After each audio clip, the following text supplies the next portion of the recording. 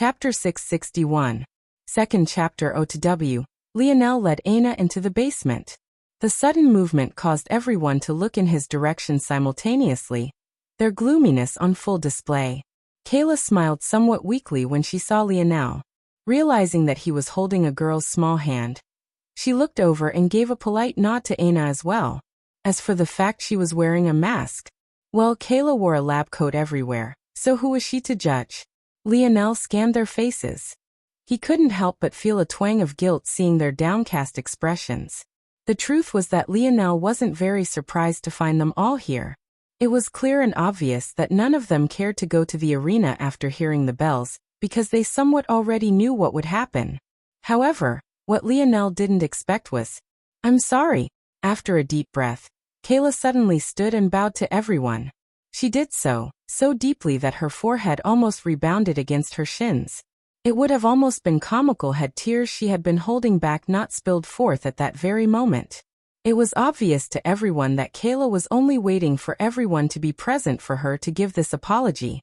All her frustration and rage welled up in her eyes, flooding forth. It became obvious very quickly that she had only bowed so low in an attempt to hide the tears she could no longer hold back. "It's all my fault. The moment I saw him, I should have known things wouldn't be so simple, and should have pulled us all out. It's my fault, it's all my fault." She felt that she had failed as a leader. She had walked them all right into a trap, and wasn't even any wiser.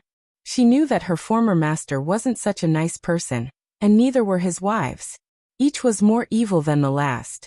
To have trusted them was the worst mistake she could have ever made. Kayla's knees buckled, falling to the ground. But before she could lose balance, a strong arm had already propped her up.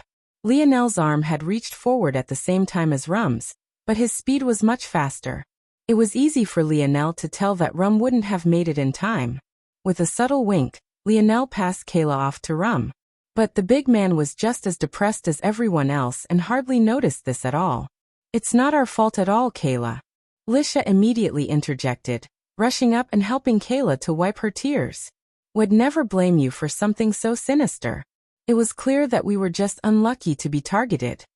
Everyone supported Lisha's words. Even the quiet filly hummed in almost silent acceptance. Lionel sighed. If there was anyone to blame, it would be him. Kayla was a convenient target, not much unlike he was. Lionel had a feeling, though, that regardless of which faction he had chosen to enter, the result would have been the same. Now, not only had their name been dragged through the mud, but all the resources they had poured into their products were considered to have been wasted too. They had no ores left, their merit points were now deemed useless, and even if by some miracle they managed to recover, who would buy from them?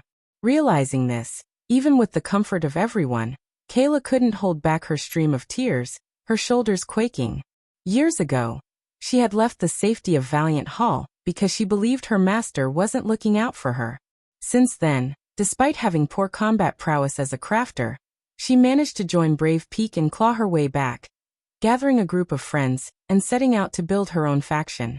Unfortunately, things like this never went smoothly. Everywhere she went, it seemed that she would run into another roadblock. Whether it was the soaring price of ores, the monopoly on stores, the difficulty in completing a novel design with her lack of knowledge. It was like continuously climbing one mountain after another.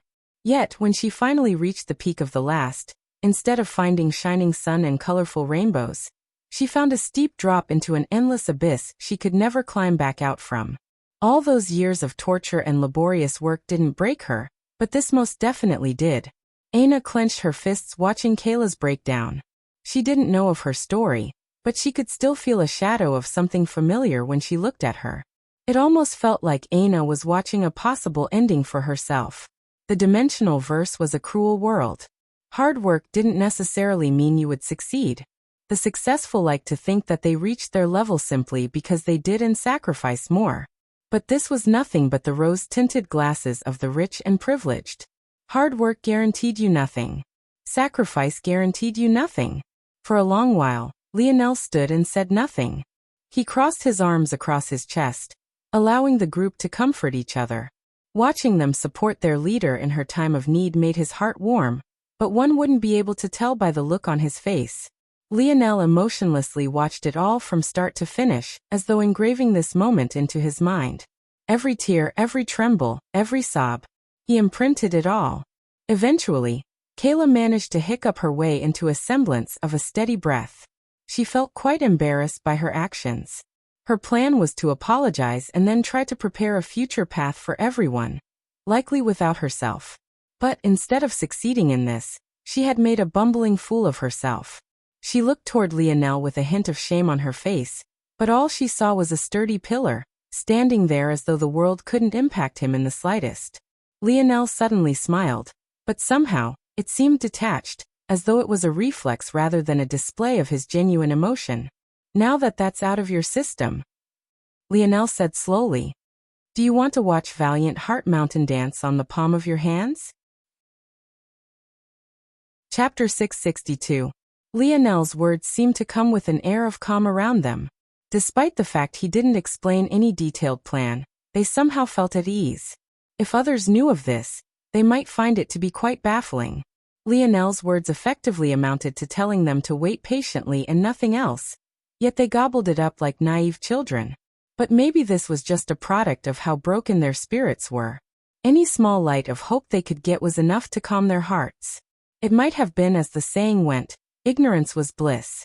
Maybe by choosing to live in ignorance, they would stave off this pain for just a small bit longer. Do we really just have to wait? Kayla asked softly. Her eyes were still puffy from her tears, but she still gathered herself up for long enough to say these words.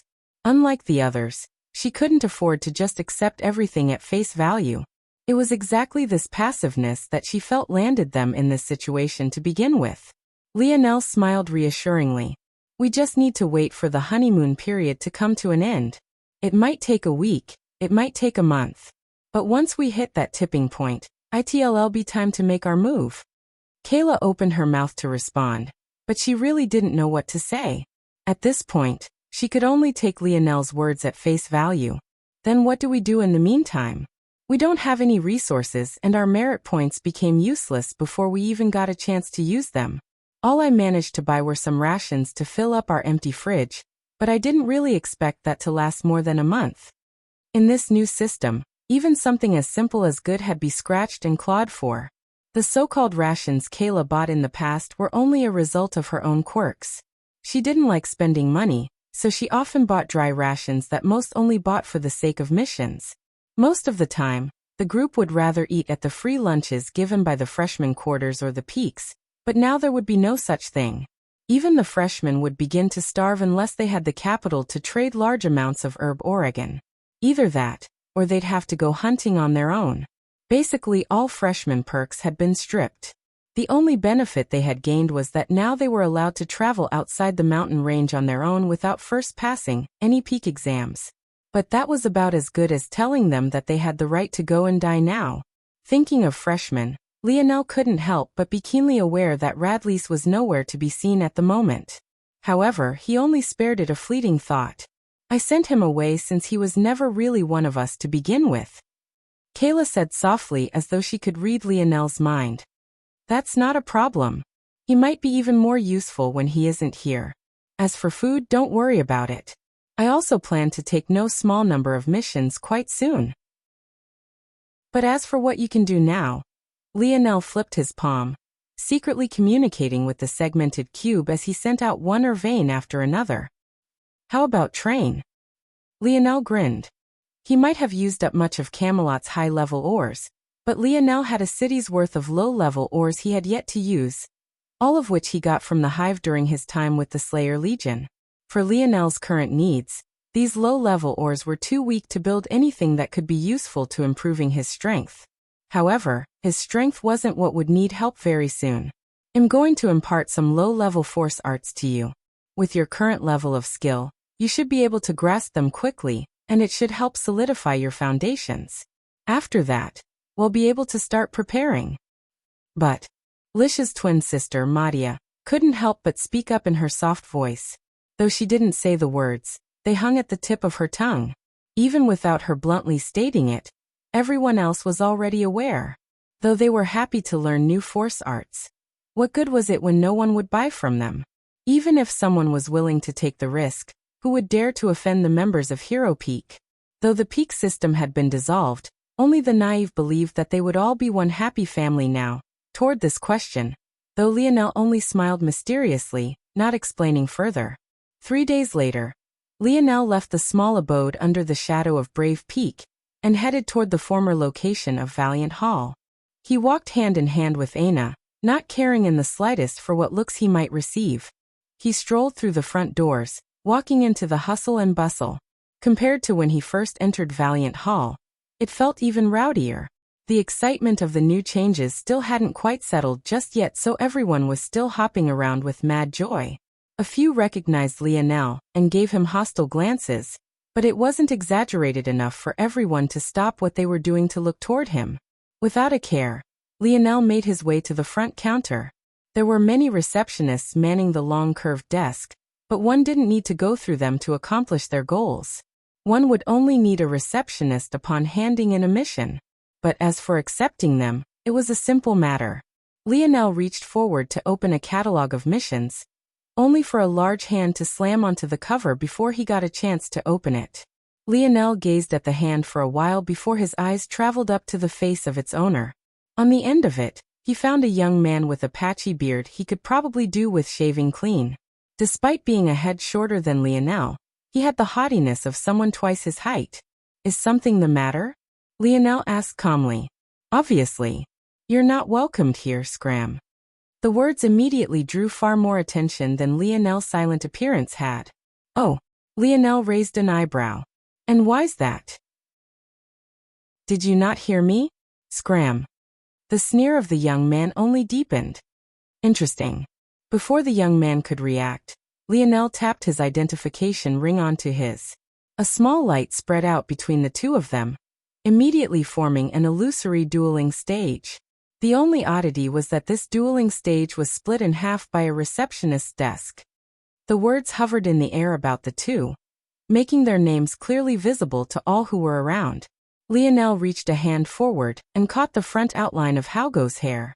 Bang!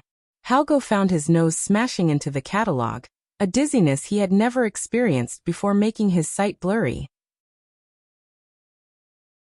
Chapter 663. Bang! The first hit left Halgo in a complete daze. But the second made his vision go black.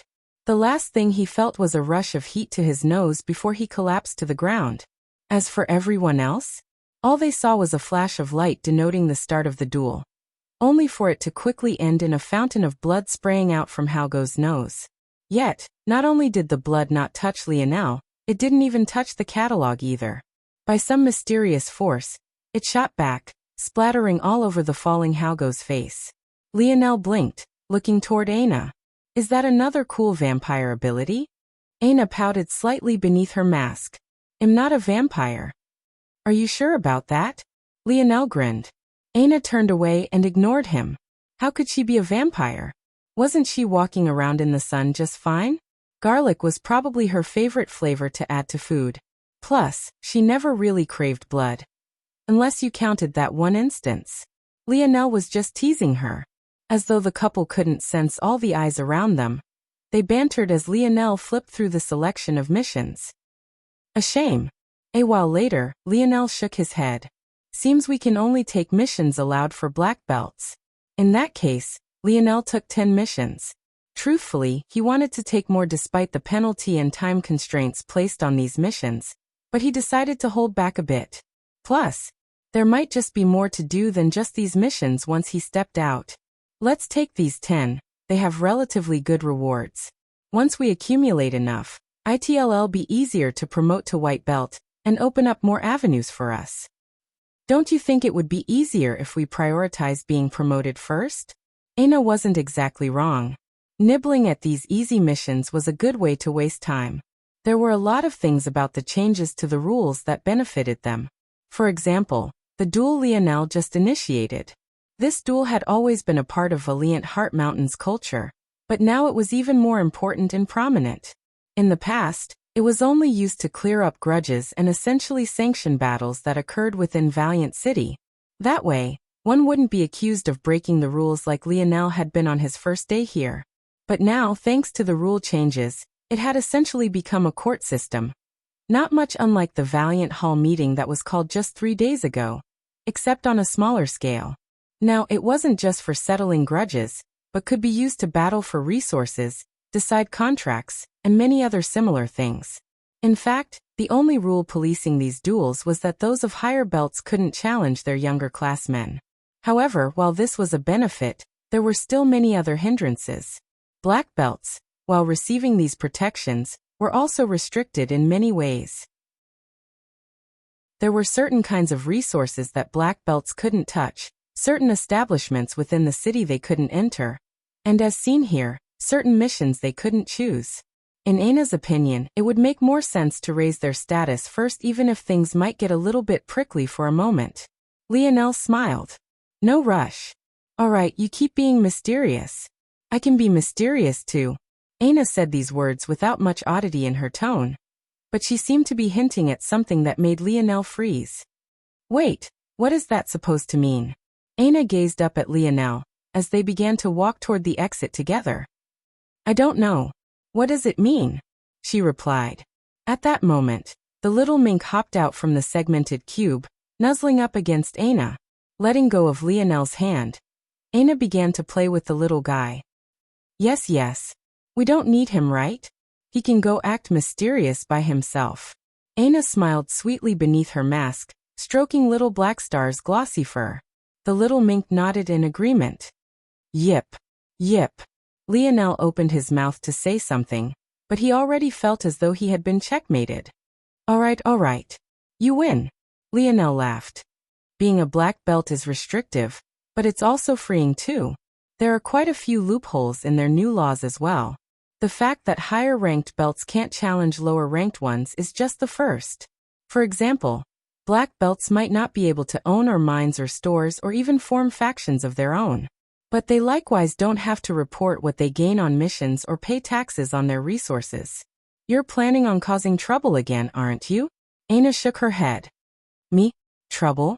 Never. You said 3 days ago that we couldn't solve things with violence. Yet, what was the first thing you did when you ran into a roadblock today? Lionel coughed. Extenuating circumstances. Aina giggled, ignoring Lionel's shamelessness. Just as the couple were chatting and laughing, they had made their way to the exit of the former Valiant Hall. They didn't seem to notice that most of the attention was still focused on them at all. They might as well have been in their own world. It was then, though, that a small group of 5 happened to be walking in their direction. Completely focused on Aina, Lionel's senses only noted that these people were there, but he didn't really care to identify them. That was until he noticed that they had come to a stop before them. All of their auras locked onto him simultaneously. Lionel finally looked up only to find a face that he recognized immediately. In fact, he recognized multiple. There was the jagged-toothed Cormus, the giant sword-wielding Ardran, and even Nigmir, who seemed to have recovered quite well from a spear in the chest. As for the last 2, though Lionel didn't recognize them at all, one was a young lady with fiery red hair that seemed to be accented with highlights of blackness. But it was the second that caught Lionel's attention the most. His eyes were dangerous. It didn't take Lionel much to understand who this person was. It was none other than the King of Ors, Sereth. Lionel's smiling expression gave way to a coldness, a heavy air forcing the surroundings into silence. Chapter 664.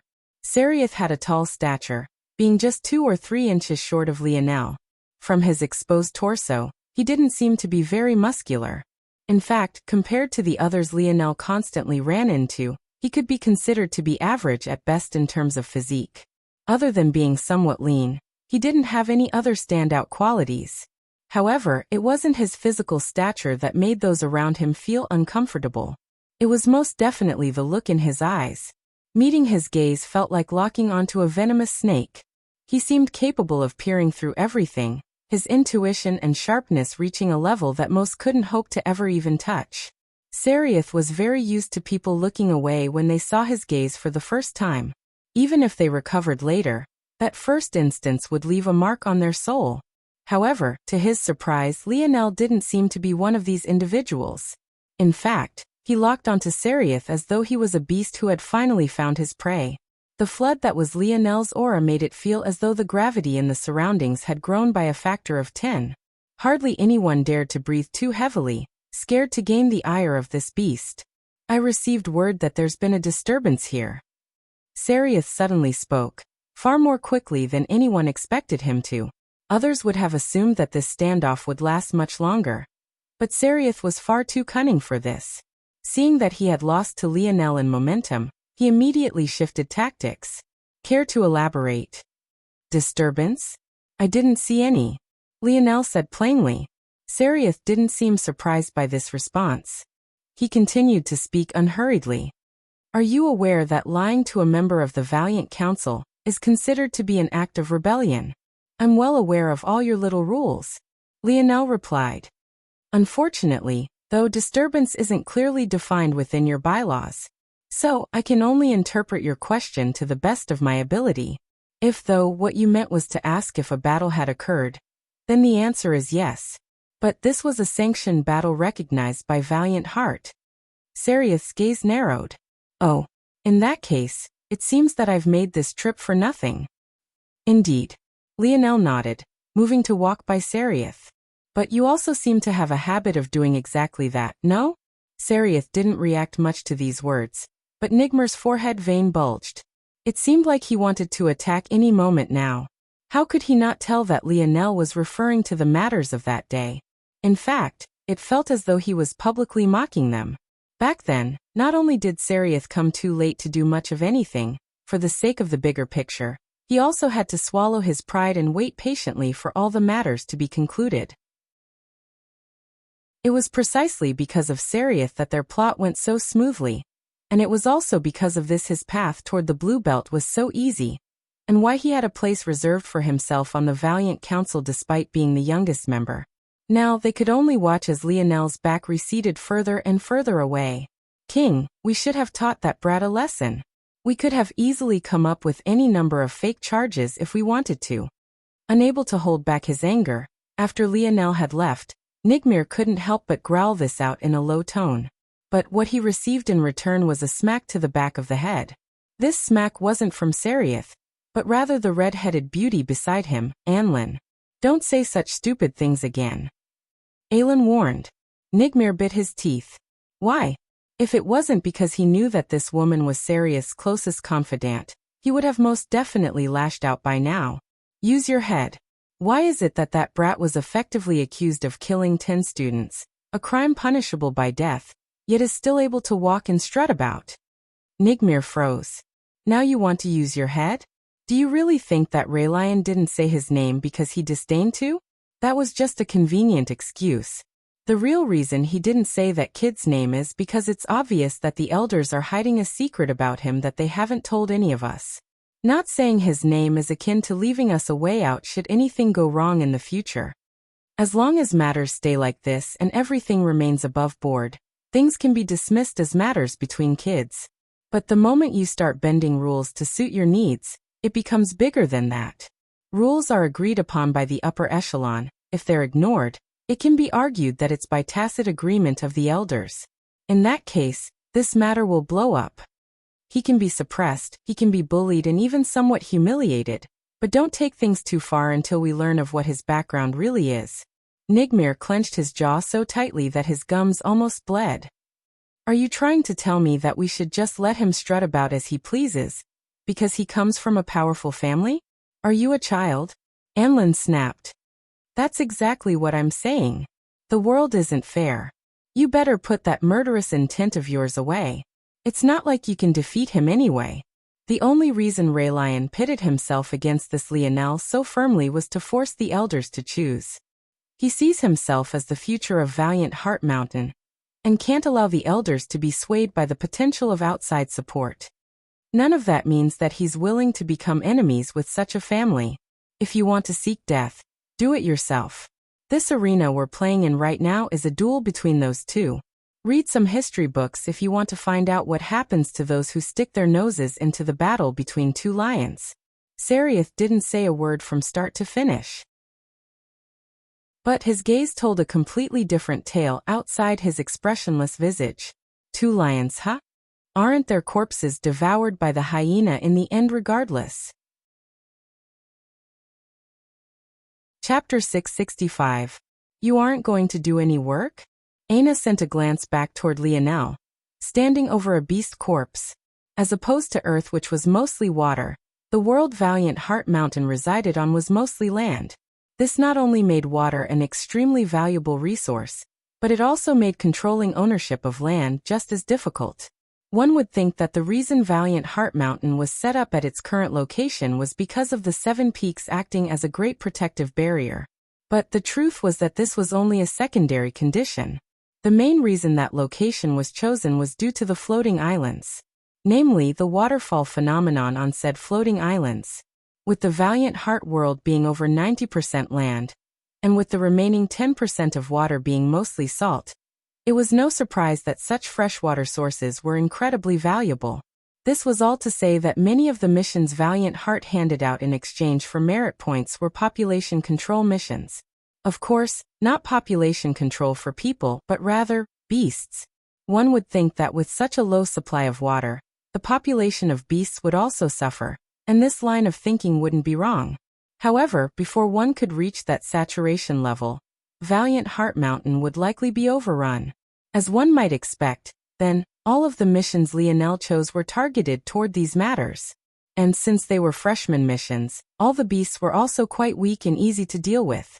In fact, Lionel felt that the beasts that had stored the regular tags from the freshman exam were actually more powerful than their current targets, let alone the golden tag beasts. The result was Lionel watching Aina do all the work while he supposedly laid back. It was no wonder she was complaining. Lionel grinned from atop a tree. I can't enjoy watching my girlfriend fight? Your battle tactics are too mesmerizing. Aina blushed beneath her mask, but unfortunately for Lionel, he couldn't see it.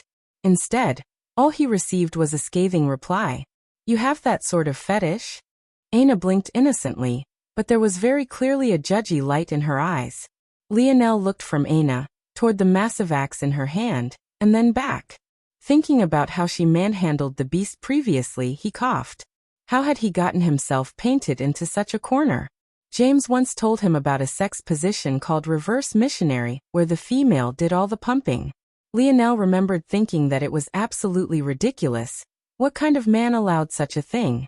But now he was being painted out to be that man. He really couldn't afford to get into a war of words with this girlfriend of his. How was he always on the losing end? Lionel coughed. A fetish for petite beauties? Of course. Aina burst into a fit of laughter, hiding her own kinks while teasing Lionel for his? Would she be a good girlfriend if she didn't do at least that? Truthfully, I'm trying to model your fighting style. Lionel hopped down from the tree. With swift movements, he cut the right paw of the massive bear off and placed it into his spatial ring. As for the rest of it, he gazed at Aina. Do you think it would make good meat? Aina took a quick look before shaking her head no. With that, the two quickly left the area, needing 7 more right paws to finish their quota. What do you mean by modeling? Aina followed after Lionel. With his senses, it was basically like a compass that always led them to the next target quickly and safely. She had no reason not to trust him. I'm working on a new ability. If it works out, it will allow me to quickly complete a prediction model for an opponent after a few exchanges in battle. But coming up with the perfect parameters is a bit difficult. Not many would understand what Lionel was saying, but considering Aina had been in Class A alongside Lionel, she of course understood. Sounds like the weather problem. Aina commented offhandedly. Predicting the weather had been the bane of all meteorologists on Earth for centuries. One would think that after the turn of the 25th century, it would be easier. But ironically, no. In fact, the Ascension Empire had an easier time forcing certain weather patterns through their terraforming technology, as opposed to guessing it with 100% accuracy. The so-called weather problem Aina mentioned was actually one the pair learned about in one of their mini-philosophy classes. Ironically, it had very little to do with the field of meteorology, in the schooling system of the Ascension Empire, that you thought was far less important than how you thought. The weather problem essentially emphasized the importance of taking hold of the future in your own hands, and not being passive. Who cared if you couldn't predict the weather if you could cause the weather? The instant Aina said those words, Lionel's feet came to a grinding halt. His actions were so abrupt that Aina, who had been running diagonally to him, crashed into the side of his shoulder and spun like a top. But before she could fall, Lionel caught her waist and rose her into the air as though she was a baby rather than a full-grown woman. "You're a genius." Lionel happily laughed, bringing Aina down into a strong hug. I can't breathe." Sorry. Lionel grinned wildly. He would have planted a kiss on this girl had she not been wearing her mask. That was right. Creating a perfect predictive model was a tall task. It would probably require as perfect an understanding as he had for the spear for every weapon in existence, not to mention a myriad of other factors. Even if Lionel slowly built a model mid-battle, how many exchanges would it take? Would it even be worth it? Would he be defeated before the model even finished? Or would he defeat his opponent long before, thus making his efforts useless? But this could work. Just as Lionel was about to answer to Aina's questioning gaze, his head snapped in a certain direction. A powerful howl reached their ears, followed by the screams of humans. Chapter 666. Lionel and Aina locked gazes for a moment before simultaneously jetting off in the same direction. Aina couldn't help but look toward Lionel with a hint of surprise. "When'd you get so fast?" Lionel turned toward Aina and winked. Leaping off the ground, he shot into the trees like a swallow, the faint image of an illusory pair of wings appearing to his back. Aina shook her head. "Show off." Aina's body was instantly wrapped in a thick crimson fog. Her thighs bulged to a one-size increase, causing her body to catapult forward. The couple almost instantly made it to the source of the sound. But they weren't foolish. Rather than instantly jumping into the fray, they both hid in the trees, watching what was happening below with furrowed brows. The beast could only be described as grotesque. It stalked forward on four legs, its jagged teeth dripping saliva that stunk of rotting flesh. It was 2.5 meters in length, not including its tail, which seemed to have had a chunk bitten out of it. Its body was covered in patchy, mustard yellow fur with a sprinkle of black spots. Somehow, though it was clearly a four-legged creature, its upper half was far bulkier, manifesting itself in a large hunched back that bulged with muscles that could make one's scalp tingle. The creature's claws were about the only clean thing about it. They were so polished and sharp that dirt, grime and blood couldn't seem to get any hold on them. They almost seemed completely out of place. Though the creature's looks weren't great, and it was even missing an eye, its strength was undeniable. As though its bones were formed of heavy steel, its every step made the ground quake. The rippling of its muscles bulged with energy, carrying a strength that could snap even these ancient trees, tempered in a fifth-dimensional world, right in half. Lionel could immediately tell that this creature had the strength of someone at Tier 6 at the very least, and that was only if he considered its lack of intelligence. Objectively, it had the strength equivalent to someone at Tier 7. If it wasn't for the situation, Lionel would suck in a cold breath. What kind of monster was this? And what the hell was it doing here? What made it even more baffling was that the screams from below were from black belts just like them. In fact, Lionel recognized two among them, Irelana and the massive Inkith. Along with Radleys, Balthorn, and of course his lovely Aina, these two were supposed to be the cream of the crop of this freshman batch. And as expected, they didn't disappoint, joining a peak not even a few days after entering Valiant Heart. Due to this, Lionel hadn't seen them since that fateful day. The last time he interacted with them, they tried to draw a line between him and them, so as not to offend their seniors. But Lionel didn't mind this very much. After all, they didn't owe him anything. He didn't expect everyone to be as stupid as he was. Now though he was in a bit of a dilemma. A fight against a beast with Tier 7 strength most definitely wouldn't be easy. Just as Lionel was fighting against his own morality, he found Aina looking at him with a blazing gaze. Within it, he saw excitement and anticipation, as well as a slight pleading. Lionel knew Aina well. She wasn't begging to save these people. In this regard, she was far more cold-blooded than he was. Rather, she wanted to battle. Lionel grinned. "All right. Let's do it." Yip. Yip. Sit tight, little black star. Yip. Yip. Yes, yes. I know you want to fight too. But I want to test something. Aina shot out of the tree that instant, leaving deep footprints in its bark. She fell like a speeding bullet, her palm flipping over to reveal an axe shimmering of gold and red as she landed heavily on the ground between the group and the creature. Lionel stood, his expression turning a jarring cold as a bow appeared in his hands. His breathing grew steady, his heartbeat slowing to a crawl. Every blade of grass seemed to be reflected in his mind. The speed of the wind, the humidity, the shade of the trees and the rays of the sunlight, all of it was perfectly formulated. The group of freshmen below were stunned. At first they were happy beyond measure, but when they noticed the black belt around Aina's waist, they fell into despair once again. Run. One of them yelled. It might have been nice had these words been targeted for Aina, but they very clearly weren't. The words had hardly left his lips before he turned tail. The only thing he wanted was for Aina to last just a few more seconds than the last person did before getting ripped apart. Maybe then he would be able to escape. Lionel's senses locked onto this person, but soon he wasn't the only one running. A group of what was at least 7 only had 3 left in the blink of an eye. Lionel couldn't be bothered to care anymore. This was the world of the dimensional verse. Over time he was getting more and more used to it. Aina faced the creature as it ripped into the corpse of a freshman, one of its paws anchoring the carcass down as it used its sharp teeth to rip into the poor kid's chest. Sensing Aina, it looked up, its one eye turning hostile instantly. Lionel stood within the tree, his breathing relaxed as Aina brandished her axe. Dream model. Lionel's gaze flashed, his dream force churning as the 3 stars of his ethereal glabella began to rotate faster and faster. Lionel knocked 3 arrows, releasing them all at once as Aina charged. One whizzed a centimeter from her earlobe. The second deflected slightly off the neckwear that hung from her shoulders. The last shot just beneath her elbow as she raised her axe. If anyone was looking on from afar, it would seem as though Lionel was trying his best to kill Aina, and she just so happened to subtly move enough to dodge all his attempts. Chapter 667. As much as Aina trusted Lionel, the feeling of whipping wind slicing so close to her body couldn't help but make her freeze for a moment.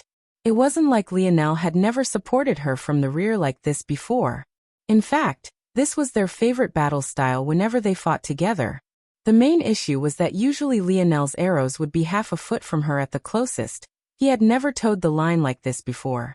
Luckily, Lionel had already accounted for the chance of Aina freezing. His arrows tore past her, 2 curving toward the snout of the prowling creature, and the last shooting for its last remaining eye. Distracted by the arrows, the creature couldn't take advantage of Aina's lapse, immediately finding itself targeted in some of its most sensitive regions. Pung, pung, pung. The creature reacted quickly, swiping its paw and knocking down all 3 arrows at once. Trust me. Lionel's voice drifted to Aina's ears. Aina had already begun to move, her axe descending from the skies with a valiant strength. Lionel's gaze flickered, several simulations layering in his mind at once. After his training, Lionel was able to split his mind into 27 ways. Originally, Lionel had been planning to rely on this to complete Dream Model. By now, Lionel was able to simulate matters of the 3rd dimension with a probability infinitely close to 100%. Even when it came to matters of the 4th dimension, he had a better than 90% accuracy. The issue came in that 90% was not good enough in battle. It worked fine when Lionel had time to complete thousands upon thousands of simulations for the sake of his crafts. But in battle, if he tried to do such a thing, he would be asking for death. At best, in battle, he would be able to use his 27 minds to complete 27 simulations in a split second. This was nowhere near enough with such a low accuracy rate. As if this wasn't bad enough, the accuracy of Lionel's simulations in a controlled environment versus one with endless variables varied wildly. It was one thing to simulate the creation of a craft in a laboratory with no outside influences, but how could it be just as easy to map out the simulation of a living, breathing being? When Lionel ran into this roadblock, he was enlightened during his time of intimacy with Aina. Rather than trying to have the perfect parameters already formed pre-battle, why not build them in the midst of battle? This would give him far more flexibility, and it would also take far less stamina. However, it was then that Lionel was met with yet another stone wall. Lionel became like a machine, his arrows raining down in an endless avalanche. Every time, they would narrowly slide past Aina, almost making it seem as though she was spontaneously dodging every time. Lionel's gaze grew fiercer and fiercer, his fire rate increasing. Pung, pung, pung, pung. Having long since tapped in the Four Seasons realm, Lionel's endless barrage filled the surroundings with a biting cold. It felt as though a relentless hail was falling. The combination of both he and Aina made the creature constantly backtrack, its steely body becoming peppered with terrible wounds. This is it. Aina had brought enlightenment to Lionel. In battle, why should he be the one to wait for the opponent to react? Wouldn't that constantly put him in a passive state? The weather was so difficult to predict because even the smallest changes in variables could lead to large sweeping changes. However, who cared if you could control it as you pleased? In battle, Lionel wasn't the only one that needed to counter. His opponent needed to counter as well. Just like he was trying to see through his enemy's movements, so was his enemy trying to see through his own. In that case, rather than wasting time trying to guess every possible reaction his opponent might have, why not force him to the point only a few reactions were even possible? If an enemy felt a strike coming for their head, they might be able to dodge and counter quickly. But if that same strike was coming for their knee, would it be just as easy? Most would have to block in that situation, thus delaying their counter. The only exceptions would be someone with a special ability that allowed them to circumvent this. But in that case, Lionel would only have to tweak the model. Model complete. Within Lionel's dream world, a lifelike construction of the creature appeared. It was as though he had dream-sculpted a living, breathing beast. However, there was a difference between this construct and the real one. This dream model had pulsing red points dotted across its body almost like a location tracker. In the real world, Lionel's aura reached its peak. He grasped at air, pulling out 2 arrows from nothing. He held one between his pinky and ring finger, knocking the other one and releasing it in swift motions. Without pausing, he knocked the second, flipping it between his fingers as though it was a pen rather than a lethal weapon. The 2 arrows flew in a completely straight line, headed directly for the back of Aina's head. One would think that Lionel surely had murderous intentions. But, in that instant, Aina's weight suddenly shifted. Aina's hips dropped. Swinging her axe to a side, she gathered up momentum, feeling the arrows whiz by her. Within Lionel's dream world, 27 creatures faced 27 Ainas and 54 arrows. In that moment, the images all overlapped, all pointing toward a single future. Caught off guard by the sudden attack from a blind spot, the creature could react before its only good remaining eye was pierced through. Before it could even cry in agony, the second arrow arrived right behind it, tearing the butt of the first arrow in 2. The creature felt the 2 arrows spreading its eye and brain matter apart. A horrified howl finally released along with the rotting stench of its breath. But there was no recourse as Aina's axe swung down. As though by coincidence, the large blade fell over the creature's wounded eye, splitting its head into a third and a 2/3 piece. Chapter 668. Lionel jumped down from the tree, landing heavily on the ground beside Aina. Not bad, he said with a grin. What he received in response, though, was an elbow to the side. Were you trying to get me killed? Lionel smiled sheepishly. Of course not. How could I bear to hurt you? Yip.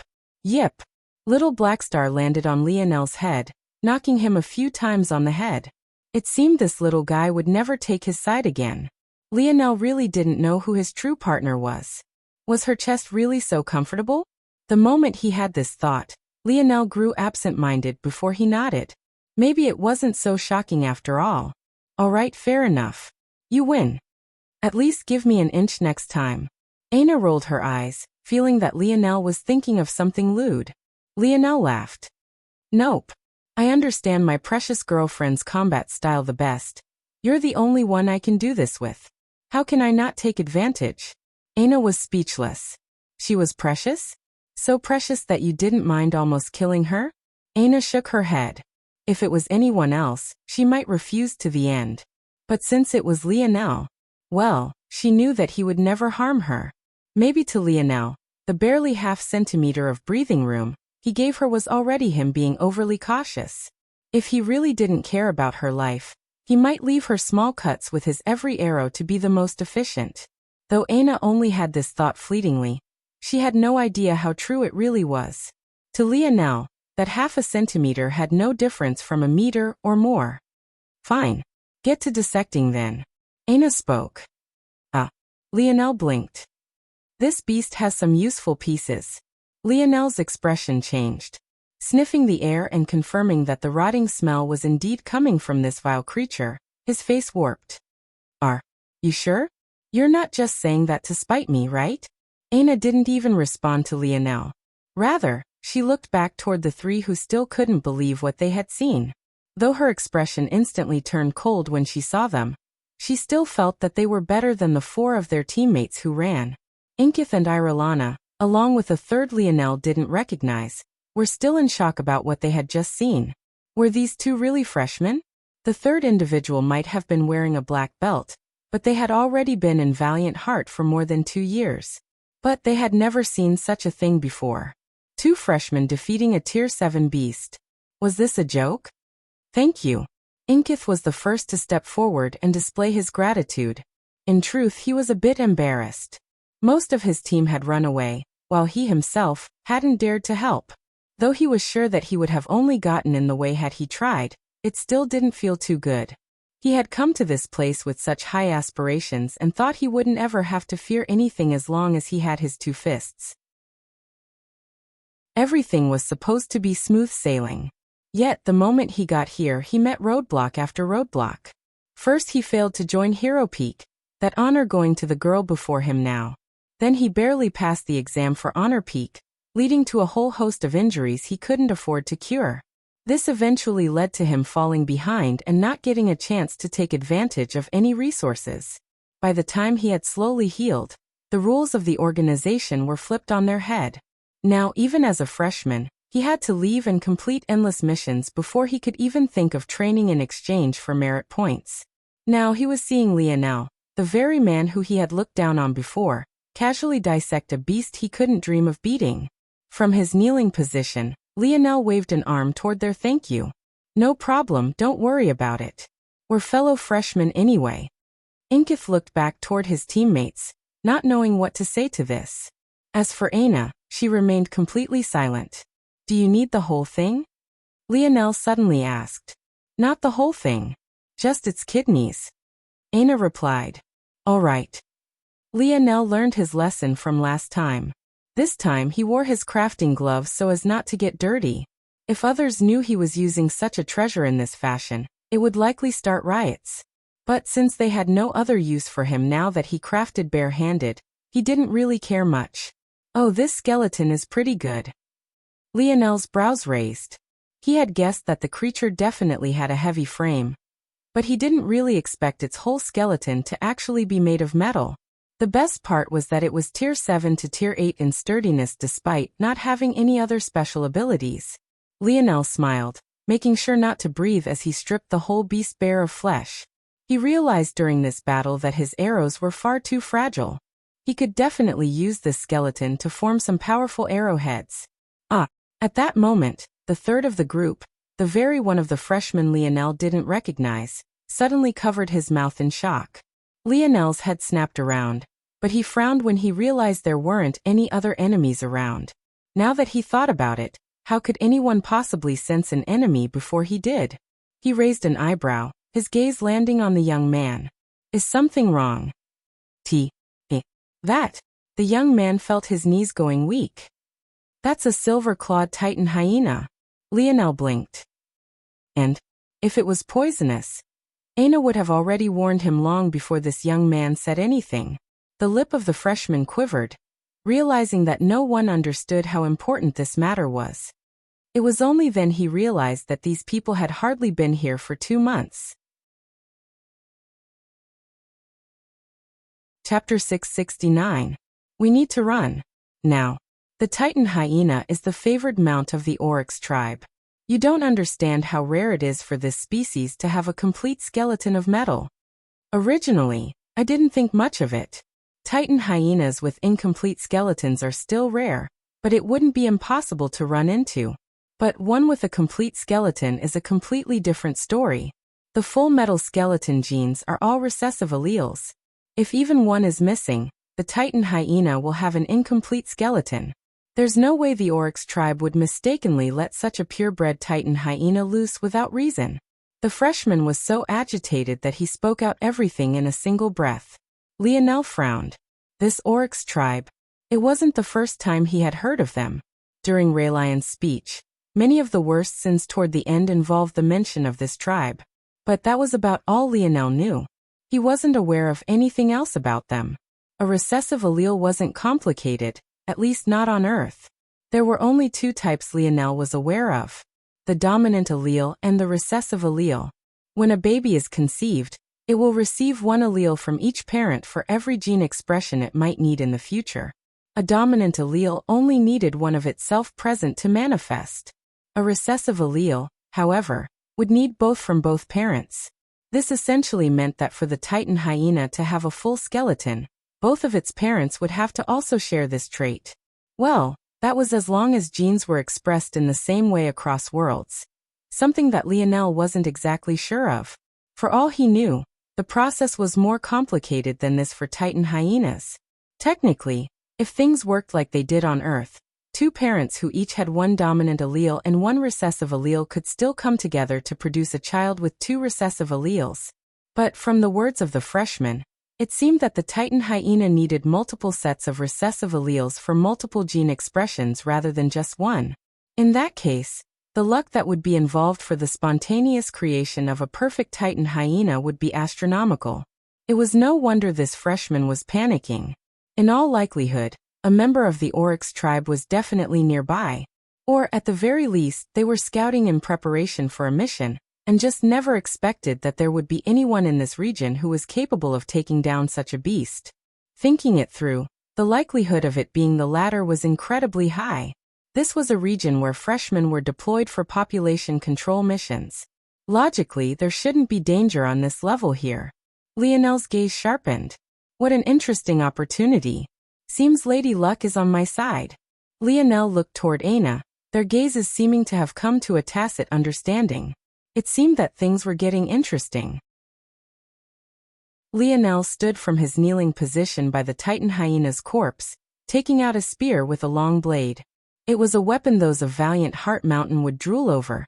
Yet he seemed to always use it to dissect corpses now. With swift movements of his wrist, Lionel sliced all the flesh off. If it wasn't for the sparse droplets of blood that still remained on the corpse, one would have never guessed that the skeleton had ever been attached to any flesh at all. Have you run into other teams in this region? Lionel asked, putting the skeleton away. Yes, there should be quite a few. Irolana replied. Ever since freshmen began to need merit points to train, this has been one of the most popular regions. Lionel nodded. He had been focused on Aina and finding their next target, so Lionel had functionally ignored everything else. We're going to need to start getting everyone to retreat. Is there some sort of signal you all learned? Lionel was aware that until just recently, only freshmen who had joined peaks were allowed to leave the mountain. Logically, there would probably be some life-saving measures Valiant Hall taught to decrease the casualty rate. We have flares, but they only call for help. Irolana explained. Hearing this, Lionel shook his head. He only needed to remember the reaction of those four who ran away to know how that would go. Even if he lit the flare under the guise that they needed help just to attract everyone over, who knew how many would come? Plus, wouldn't the signal flare also alert the oryx tribe? The oryx and their Titan hyenas only see in infrared and the warmer colors of visual light. They basically only see in reds and everything else blends into it. The color of the flare was chosen to easily blend into their vision and fuse with everything else. Even if we shoot it, unless the oryx are specifically looking for it, they won't notice. Lionel paused. Considering this was likely a plot by the oryx, it was still possible that they'd be looking out for such a flare. But this was better than nothing. Let's do it. Light up the first flare. Wait. I can't run any further. Deep within the thick forest, a group of 4 gasped for breath. You would think that as fourth-dimensional entities they would be able to run for much longer. But no matter what strength level you were at, going all out was going all out. Plus, this was a 5th-dimensional world. The fact they could even stand in this place without falling to their knees was a testament to their talent. It's not chasing us, is it?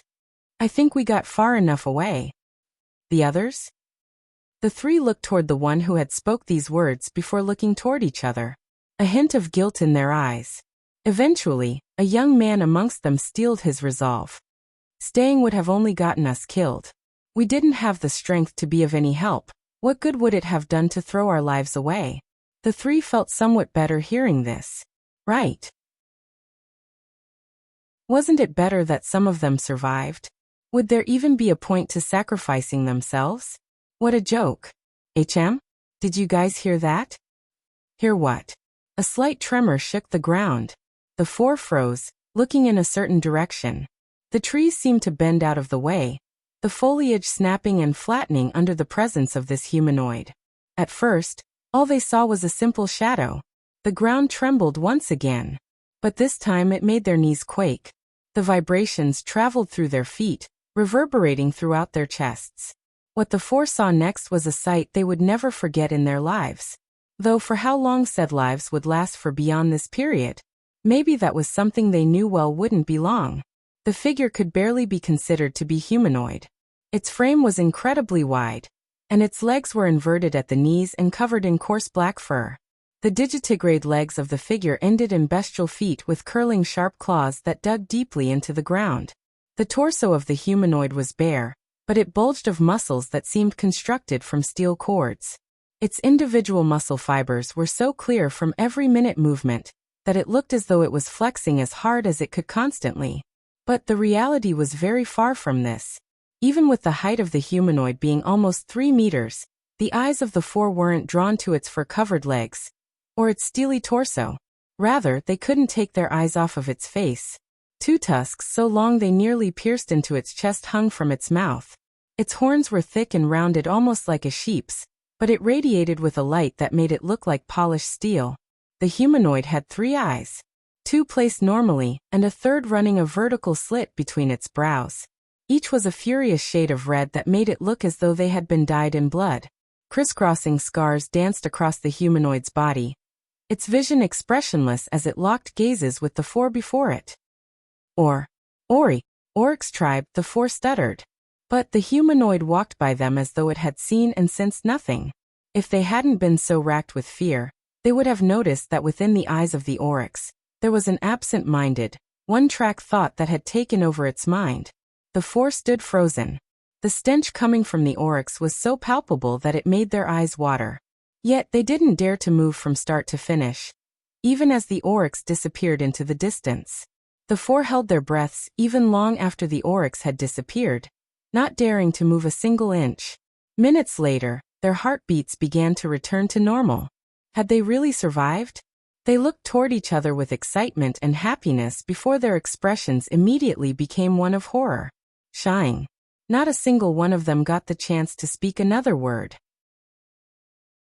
Their bodies were sliced and diced apart, their remains being minced into such fine paste that they appeared like a crimson fog. Their last thoughts were filled with grievances. Not a single one of them seemed to understand how it is they had died. Not a single one of them had noticed the massive crimson halberd on the oryx's back move. Chapter 670. Hold on. Lionel stopped Irolana just as she was about to release the flare. Hand the flare to me. Irolana was confused but nodded in the end. Lionel rolled the flare in his palm, scanning it from top to bottom. Let's move, Lionel said, gazing at the Titan hyena's corpse. The group quickly complied as Lionel continued to observe the flare. If the oryx could only see in red, that would be fine. But according to Irolana and the others, they could also see infrared. This was a problem for 2 reasons. For one, they'd be on a time crunch. Things would be fine as long as the sun was still in the sky. But once it set, the oryx would gain a decisive advantage. During the day, the oryx's red sight would interfere with tracking somewhat. But at night, an oryx might be able to pick out a human through hundreds of meters worth of foliage just based off their body heat. The second issue was tied to this issue of heat. The signal flares Lionel was aware of were essentially controlled bursts of combustion. Even if it was masked with color, it might be an issue. Oh, so it's not the same. It works with a light prism or... In that case, Lionel's fingers began to move at a blistering pace, leaving blurs in their wake. In the blink of an eye, he deconstructed the signal flare and put it back together. Little Black Star. Yip. Yip. The little mink hopped down from Lionel's head and snatched the newly made signal flare. He vanished into thin air before suddenly appearing 100 meters up a thick tree. Quickly reaching the outer edges of the canopy, the little mink hid his body within the foliage and raised the signal flare up, his little paws swiping at the triggering mechanism. A muffled pop rang out. But the dull nature of the sound was nothing compared to the tall light that suddenly pierced into the sky. It looked as though a laser had shot into the skies, only to be swallowed by the clouds above. The most shocking part, though, was the fact it didn't disappear.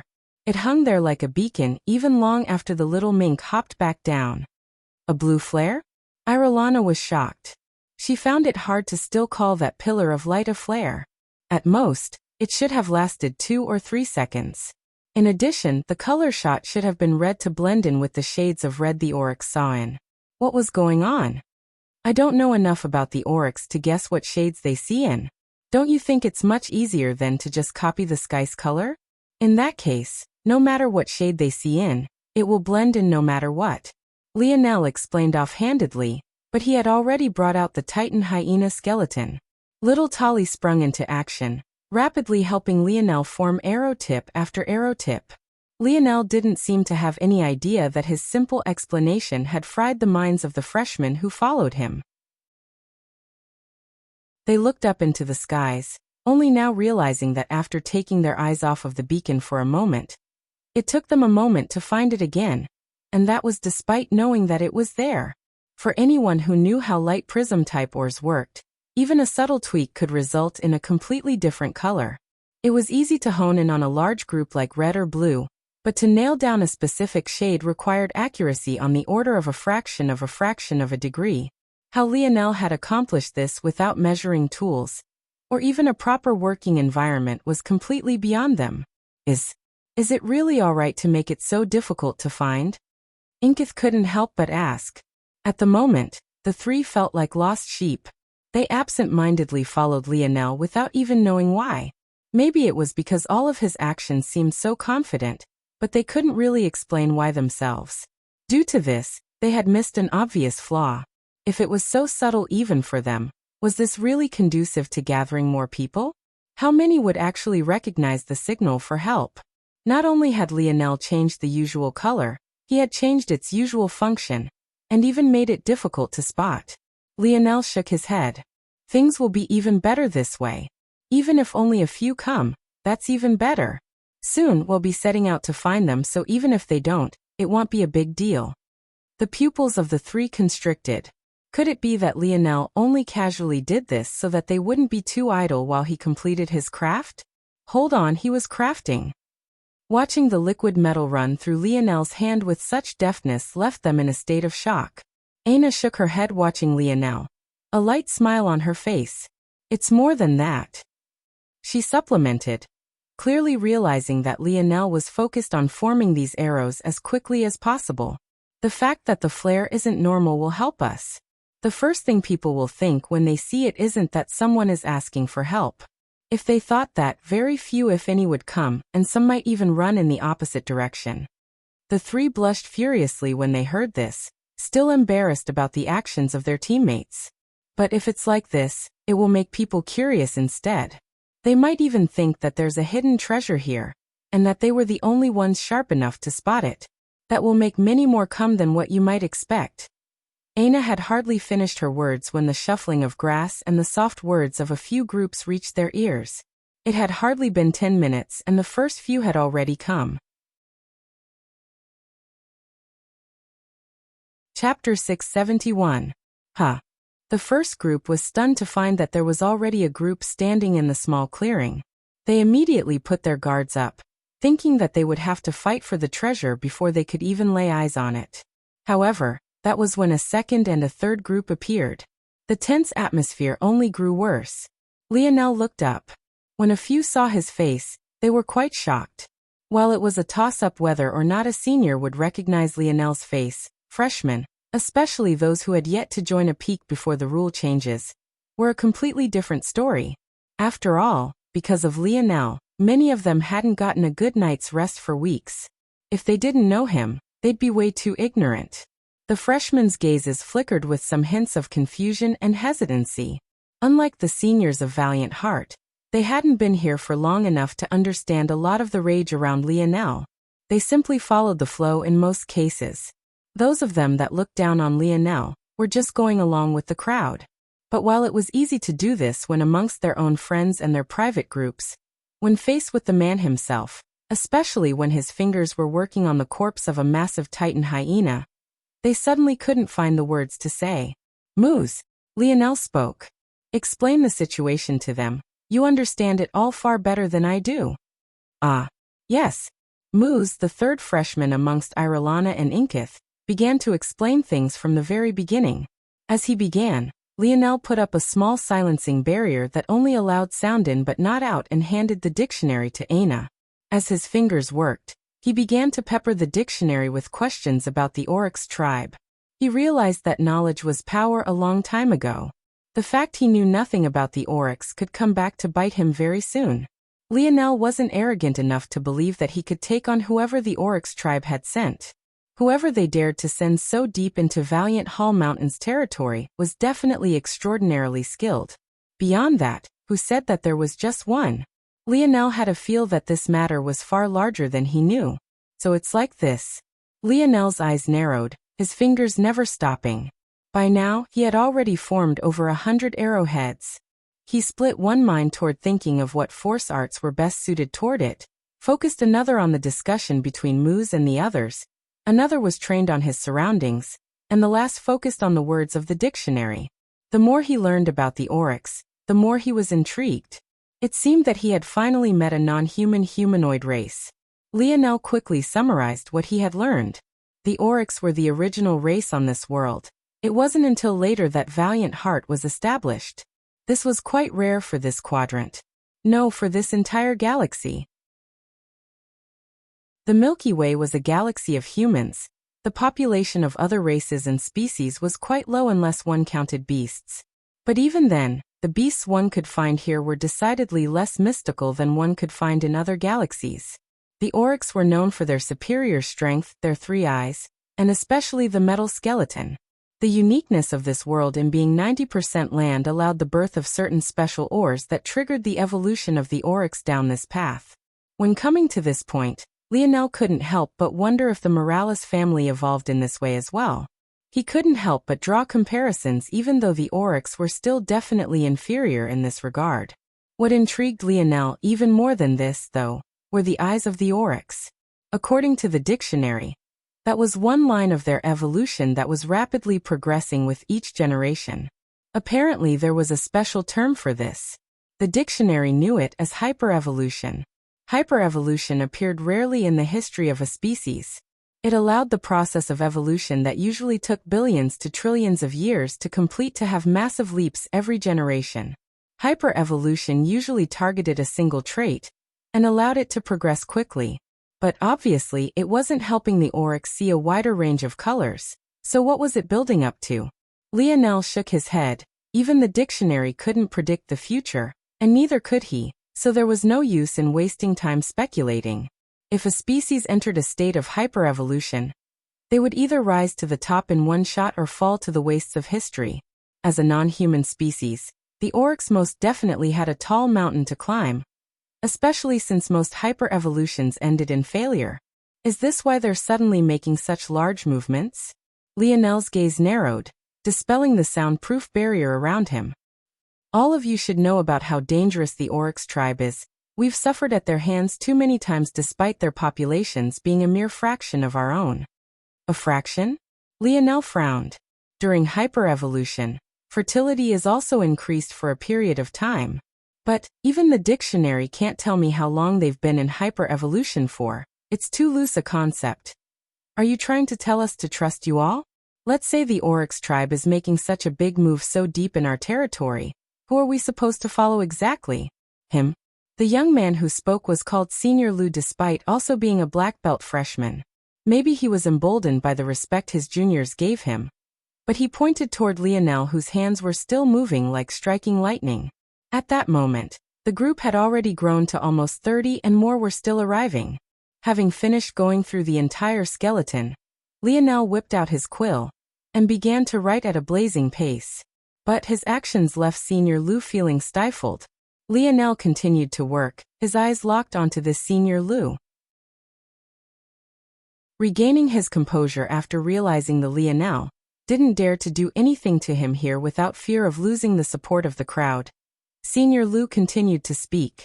I'm not one to cast judgment, but I'm sure many of you were there that day when Senior Raylion gave his speech. If we follow this man, won't we just end up like cannon fodder to fuel his escape?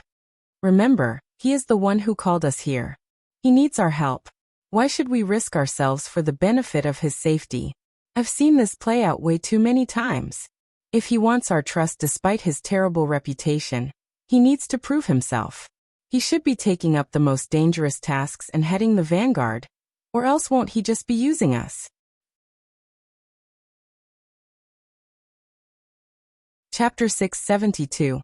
When Muz, Irelana and Inkith heard these words, they couldn't help but panic. Even if they hadn't seen Lionel's strength today, they had still heard about what happened between him and Jerson. To take out a Valiant Hall white belt in just 2 exchanges.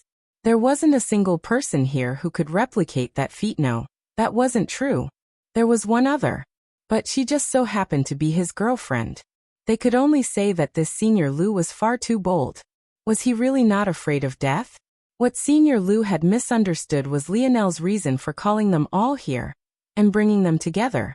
In his mind, Lionel was afraid of the Oryx and thus needed their help. Even if Lionel was enraged into leaving this group, who cared? The group had already been brought together. Would one more or one less Lionel make a massive difference? They could then look after each other's backs. This was the way of the world. Even if 2 people needed each other, the person who asked for help first would always be on the losing end while the other would have all the leverage. As long as he understood Lionel's weakness, Senior Lu felt that manipulating this situation and finding opportunities to protect his own life would be easier. Sure. I'll take the vanguard. Lionel's response stunned even Senior Lu, let alone Irelana, Inkith and Muz. I'm the strongest, isn't being the vanguard obvious? Lionel's brow rose. Though his expression was quite neutral aside from the change in his eyebrow, it still made others feel like he was looking at Lu as though he was an idiot. However, Lionel's words made the freshmen feel as though their whole worlds were being flipped upside down. The strongest taking the vanguard? It sounded so obvious, but why was it that they had all simply expected Lionel to refute this? When had they ever come across a senior who didn't try to take advantage of their position? When had they ever run across someone stronger than them, who didn't also treat them lesser than? The strongest taking the vanguard. That was a concept they had simply never heard before. A general who leads men from the back isn't a general. Lionel said offhandedly, his right hand flicking about quicker as he completed the last of his force arts. The freshman stared at Lionel in a state of speechlessness. A hushed silence fell over the group. Aina smiled as she looked at Lionel's side profile. He's so bad. With a final flicker, Lionel placed the final batch of arrows into his spatial ring. Taking out his bow, he strapped it to his back and smiled toward the crowd. Our goal is simple, it's only to return to the mountain pass. If there really are a troop of Oryx here, it's unlikely that they'll dare to travel so closely. The freshmen looked toward each other. By now, the crowd had grown to over 50. Yet, not a single one of them wasn't paying attention. Even Senior Lu felt as though there was a frog in his throat. Between here and the mountain pass there is about a 50-kilometer distance. Usually we could cross this in just an hour or 2, but I have a feeling that things won't be so easy this time around. The presence of the Oryx will most definitely cause a change in the habits of the beasts around here. If not yet, then very soon. Previously, the oryx were trying to keep a low profile. But it likely already knows that its Titan hyena companion has died, and will deduce that it can no longer keep itself hidden. If the oryx is only here for reconnaissance, then this is good news. In that case, we should make it back without any obstacle, and I'm being overly cautious. However, if their goal is to probe Valiant Heart's bottom line, then things won't end peacefully. We need to be ready to battle. Aina stepped forward and flipped her palm. Soon long and narrow boxes began to appear, each housing what looked like 3 small spheres which were barely a quarter the size of a palm. These should be able to save your life at a crucial moment. Unfortunately, I don't have enough to give everyone more than 3. But a single one should be able to take out a tier 4 beast and below. The eyes of the freshman lit up when they heard this, while Lionel's internal smile only grew wider. Raylion had made many mistakes that day, each of which Lionel planned on picking on and tearing apart one by one. But one of his biggest of them was in just how vague he had been when listing Lionel's crimes. Even when he mentioned Lionel's faulty crafts, he never explained what those crafts were, what they looked like, or what they did. Not many would instantly connect the treasures Lionel had handed out to the matters Raylion spoke of that day precisely because he had been so vague. Lionel wondered how Raylion would react when the very crafts he deemed to be faulty works were suddenly in hot demand. The best part was that this stock didn't even have to be replenished by Lionel anytime soon. He had had this in his spatial ring for a long time already, and by having Aina hand them out, a person who was still wearing Hero Peak's emblem, they were even less likely to make the connection. Yip. Yip. Little Blackstar suddenly appeared to Lionel's side again, having disappeared at some unknown time. Done. Lionel whispered. Yip. Yip. Lionel nodded. To everyone else, it looked as though he was only rewarding Little Blackstar with a pat on the head. By this point, Aina had finished handing everything out. All right everyone, it's time to set out. Lionel took a deep breath, his demeanor shifting. At that moment, several howls suddenly reverberated across the forest. Whatever excitement the freshman had had at that point was doused all the way through. Silence fell again, the trees swaying beneath a hollow wind. Lionel's expression grew serious. Chapter 673. An arrow whizzed by, arching between 2 thick tree branches and splitting the skull of a prowling jaguar. The beast didn't even get a chance to roar out in pain before it collapsed, falling from its high perch and landing with a heavy thud on the forest floor.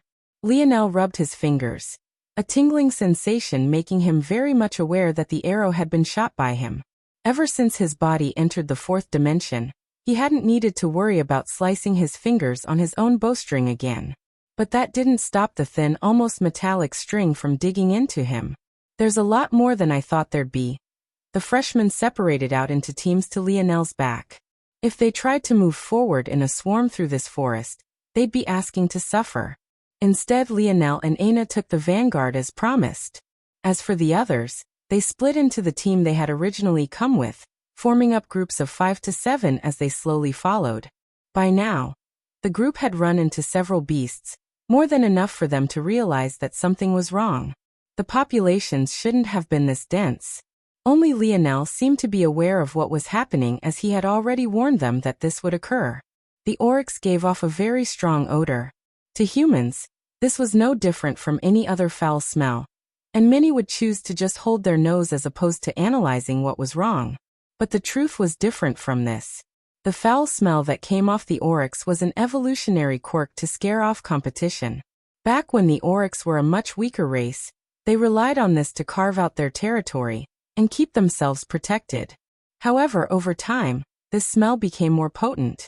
It was even to the point that the most talented of the oryx tended to have the most foul smells, which helped them to gain the favor of mates. As a result, the effect of the oryx's smell grew even more exaggerated. It was even capable of sending beasts into a frenzy from fear. The influx of beasts now wasn't because the oryx could control beasts, but rather because these beasts were running away from the oryx. Even with Lionel's senses leading the vanguard of the group, allowing them to dodge the most populated regions, they still ran into so many. Lionel had taken down the most beasts, but the other groups were fighting as well. Unfortunately, Things weren't so convenient for all the beasts to come down toward them from just a single area. Still, Lionel's constant support had long since won the favor of many of the freshmen. Even after over half an hour, though they were still over 45 kilometers from their destination, not a single person had died yet. As the group moved along slowly and cautiously, they ran into other groups. Assimilating these groups wasn't as difficult as it had been to convince the first. This was simply human nature. It was far easier for others to accept something when many others already had. Aina walked silently by Lionel's side, brandishing her axe with both hands. In a thick forest, such a weapon should have been cumbersome, yet Aina didn't seem to have any problems with it at all. Aside from the two of them, Muz, Ironala and Inkith followed closely behind. Since most of their team had been wiped out, it was difficult for them to split out alone with just the three of them. As such, Lionel allowed them to join up with them. The three remained on high alert, not wanting to be burdens. But it felt like every time they sensed something, Lionel would have long since acted. Even the more stealthy of beasts couldn't avoid Lionel's detection. They had a feeling that Lionel found these beasts long before. It was just that he only acted when the best opportunity presented itself. The atmosphere is too tense, Lionel thought to himself. But he wasn't sure how to alleviate it. The group walked forward in silence, the slight rustling of leaves being about the only thing one could hear. The sun was still high in the sky, though obstructed by the thick canopies. One would think that it was the dead of night considering the atmosphere. Maybe that was a part of the issue though. With their pace, it would be impossible to make it to the mountain pass before night fell. And even if they tried to speed up, they would only be asking to get killed. Little Blackstar already finished throwing the Oryx tribe members off our trail, if there is more than one. But I'm not sure how long that will last, so there's no point in telling them this to get them to relax. Maybe this tense state is the best for them. They would be more likely to be alert. Lionel had sent Little Blackstar back to spread the blood and guts of the Titan hyena in a different direction, hoping to fool the Oryx. With their love of scents, it was no surprise that they were also quite sensitive to them. So Lionel felt it would work. After a quick dip in the cleansing waters, Blackstar didn't even have any lingering smells on him. But Lionel couldn't help but wonder if it really was enough. At that moment, Lionel's pupils constricted. Holding a hand up, he brought the group to a stop. Everyone strained their ears, trying to sense what Lionel had. Some of them with better senses grasped onto the faint sounds of battle. In fact, it sounded as though there was a large group fighting. The group slowly moved forward as Lionel stretched his senses to their limits. He had to decide if they should attack or change course, but what he saw made him frown. Reflected in his internal sight, he saw the outline of a familiar silhouette. It was none other than the busty Balthorn. At that moment, her fleshly underboob was still just as prominent even as she fought amidst a group of more than a dozen at that very moment. Aside from her right-hand lady, Henorin, she was unsurprisingly still surrounded by a flock of men. Some of these men were cowering, but others among them were still boldly trying to gain Balthorn's favor by battling valiantly. However, there were two matters that made Lionel pause. The first was an eyebrow raiser, but the second was something that made his own pupils constrict. The former was the fact that amongst the dozen, there was a man whose white belt was very prominent. It was clear that this senior had come here for the sake of either protecting or impressing Balthorn, likely even both.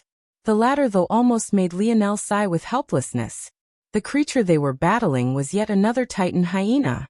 And since Lionel knew what to look for this time, he didn't need to cut it open to know it also had a full skeleton. That confirmed it for Lionel. The likelihood that there was more than one Oryx in this forest just skyrocketed.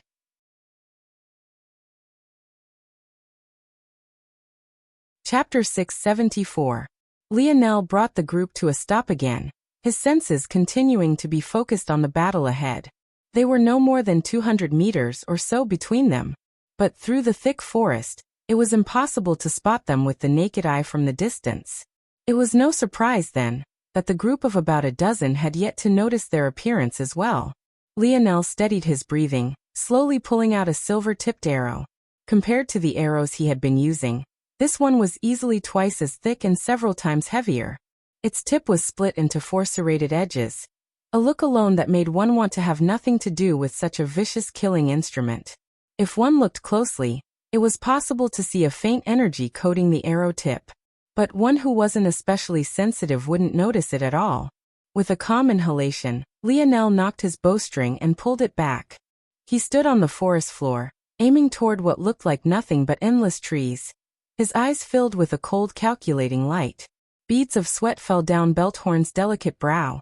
After hours of battle, her long black hair had long since been soaked through, clinging to her forehead and even parts of her collarbone. Around her, what looked like silver spheres hung around. Every so often, she would make a gesture with her slender hands, causing these spheres to shoot forward and smash into the limbs of the Titan hyena. It was hard to tell if this was a telekinetic ability or something more complex. But at this moment, the men and singular woman that surrounded her were most definitely not thinking about this. To this point, they had already lost several members of their team. If it wasn't for the combination attacks of Belthorn and the White Belt Senior, Jalise, far more would have fallen. This sounded like a glass-half-full type of approach, which was good. After all, it was always better to remain optimistic in this kind of situation. But it took a turn for the worse when one realized that their group of just over a dozen had been double this size not long ago. Jalise held the Titan hyena down with the help of others, his spear rotating quickly with his every attack. But even with how haughty he was, he had to admit that had it not been for Belthorn's odd ability, he would have fallen several times already. Jalise and 3 others struck forward at the same time, their blades all aiming for the snout of the Titan hyena.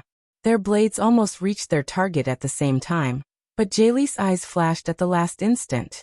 In a hardly perceptible action, he slowed by a measure.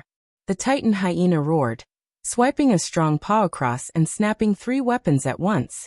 Its foul breath hung in the air as it lunged, plunging both sets of claws into the shoulders of another. The Titan hyena ripped downward, tearing the freshman into 6 strips. Jalise was the first to retreat, his spear tip having been spared. At that moment, Belthorn reacted, sending several silver balls smashing into the torso of the Titan hyena. With it having jumped into the air, it didn't even have the chance to dodge. The Titan hyena was launched back, deep dents appearing in its side. Any other creature would have been entirely crippled. But Belthorn and the others had been through this once before. The flesh of the Titan hyena might have deformed, causing terrible bruises, but its bones were just fine. The Titan hyena latched onto a thick tree to stabilize itself, its eyes filled with fury as it locked onto Belthorn for the 3rd time in this battle already. Bang! The Titan hyena launched itself forward, causing the tree it had just been on to partially snap and begin swaying from side to side. Form up! Jalise roared. He took a protective stance before Belthorn. Or rather, it seemed like he had. Before Jalise would take any sort of protective measures, the Titan hyena had soared over its head. It seemed that Jalise had miscalculated the flight trajectory of the beast. Belthorn's eyes widened, watching the massive mustard yellow-furred beast falling down toward her. Biting her teeth, she mobilized what remained of her floating silver spheres. In order to launch her previous attack, she had flung the previous 5 outside of her 10-meter range of control. Usually, Jalise would find a way to throw them back to her, but he had already been retreating before he could this time. Now, she only had 1 left, the one she had left behind for emergencies. But just this singular sphere wouldn't be able to toss the beast away like those 5 before had.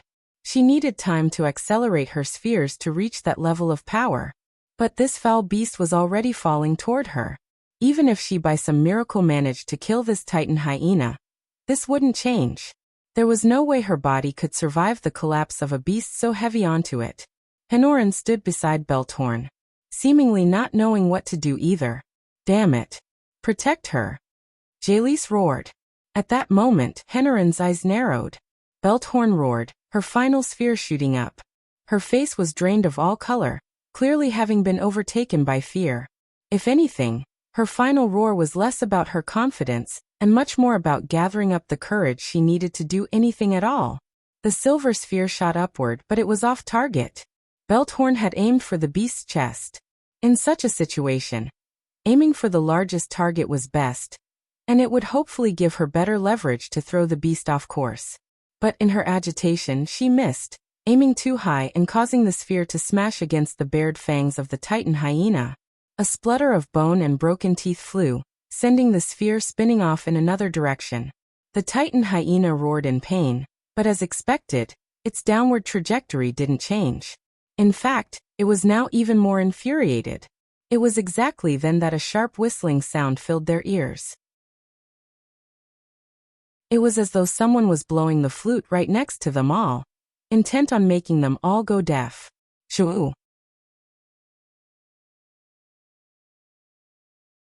Chapter 675.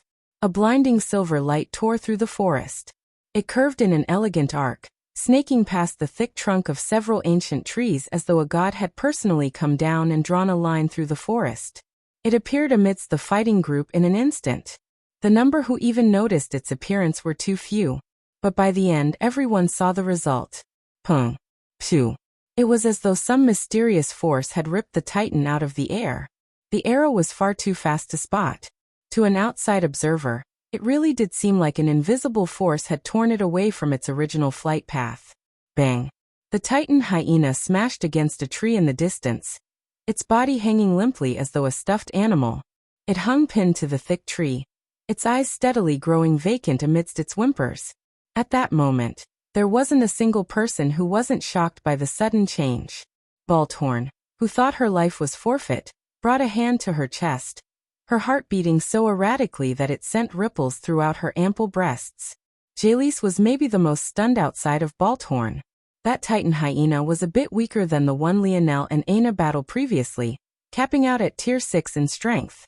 But it still wasn't something they were able to casually face. Not long after his surprise faded, it was filled with rage. What fool did this? Does he not know the consequences of killing a silver-clawed Titan hyena? Jalise clenched his fists. Fuck. The smell. I need to leave this place quickly. Jalise hesitated, gritting his teeth. Though he couldn't defeat the Titan hyena, he hadn't been looking to in the first place. From the very beginning, he was looking for a covert way to slip away without exposing himself. He was a sly man. Even if there was a small chance things would come back to bite him, he wouldn't take the risk. If not for fear that these brats would survive, he would have run away more blatantly. It turned out that he was right to be cautious. Had he run away, this bastard would have still interfered in the end. By then, his name would have been dragged through the mud. Still, calmly analyzing the situation, Jalise realized that whoever this bowman was, he was an expert marksman. That strike only carried the strength of a tier 5 existence going all out. In fact, it might have been just tier 4 while infinitely close to tier 5. But this person's marksmanship, not to mention the quality of their arrows, made up for this weakness. The instant the arrow shot through the Titan hyena's eye, Jalise sensed that its brain had been turned into minced meat. Jalise had a sensory ability as well. It was just that his family's lineage factor also gave him a strong body, so he wielded the spear to make use of it. But he was much more fond of using his ability. There's more than one of them. Jalise took a deep breath, turning toward a certain direction. At that moment, Lionel and Aina, followed by Irelana, Moose and Inkith entered the small clearing. Seeing Lionel, and especially noting the bow in his hand, Balthorn's eyes lit up with surprise. However, not long later, everyone was shocked because there were actually more than 50 individuals following behind them. Lionel looked at the carnage. He felt a bit of guilt looking toward the freshman who had been sliced into 6, but had he acted too soon, things wouldn't have ended so simply. Things became more and more complex the more people he had to take care of. With that came many more variables. That said, Lionel turned his attention toward Jalise, ignoring Balthorn. At that moment, Jalise felt as though he was being locked onto by a beast. Even the stare of the Titan hyena hadn't nearly been this uncomfortable. According to Lionel's original simulation, the 3 freshmen plus Jalise would have struck at the snout of the Titan hyena. Following this, the Titan hyena would chase after Jalise since he was the strongest, and Lionel would then shoot at the perfect time to save him. Yet, Jalise pulled back at the last moment, which eventually led to a death Lionel couldn't stop, because he had to recalculate everything at that instant. If Jalise hadn't pulled back, they wouldn't have suffered any more deaths in the slightest. How could Lionel not be infuriated? But at this moment, Lionel knew that it was impossible to convey this matter properly. Jaylee's actions were so subtle and well calculated that Lionel was sure that he was the only one who noticed the change at all. If Lionel tried to call him out now, the fragile trust he had built to now would crumble. He would come off as a man who wanted to get rid of a potential rival rather than someone indignant. Rightly so, about the death of a fellow student. Controlling his emotions, Lionel pulled his gaze from Jaylee and scanned everyone else. His look hadn't lasted more than a split second, but for a sensory type like Jaylee, it felt like an eternity. I'm sure you all are aware of what's happening by now. The Oryx seemed to be making a move, and could be coming down at us any time now. As Lionel spoke, he had already walked to the pinned corpse, stripping it clean. He doused the tree bark and surroundings in cleansing waters, then sent little Blackstar off with the remains again. "We'll follow you." Balthorn spoke before Lionel could even ask. Lionel nodded. "All right. We're still about 40 kilometers away, so let's work together." Balthorn was the reason so many of these freshmen had come together in the first place, so it wasn't much of a surprise that they all agreed. The only one who was hesitant was Jaylee. Unlike Lionel, he didn't seem intent on being the vanguard in the slightest. At this moment, he just wanted to look out for himself. In the end, though, he decided to follow along. As much as he trusted his senses, he knew he wasn't infallible. In the case, wouldn't it be more convenient to escape if there were others blocking the way? Jaylee made his decision. An unknown distance away, a familiar large humanoid figure reached thick, dirty fingers forward. The Oryx's nails looked as though they had been bitten down to size before being caked in the foulest dirt. However, a moment later, the Oryx's fingers were coated in a thick crimson. It looked around, but soon realized it had come to the end of the trail. It seemed that he had been following a false path. The Oryx stood to his full height, wiping the line of crimson across his chest. He rose his nose to the sky, taking a deep whiff. But after a while, he couldn't seem to sense anything. In the end, he looked into the sky, watching the sun that was slowly setting. This didn't matter much. Once night descended, they wouldn't be able to escape anyway.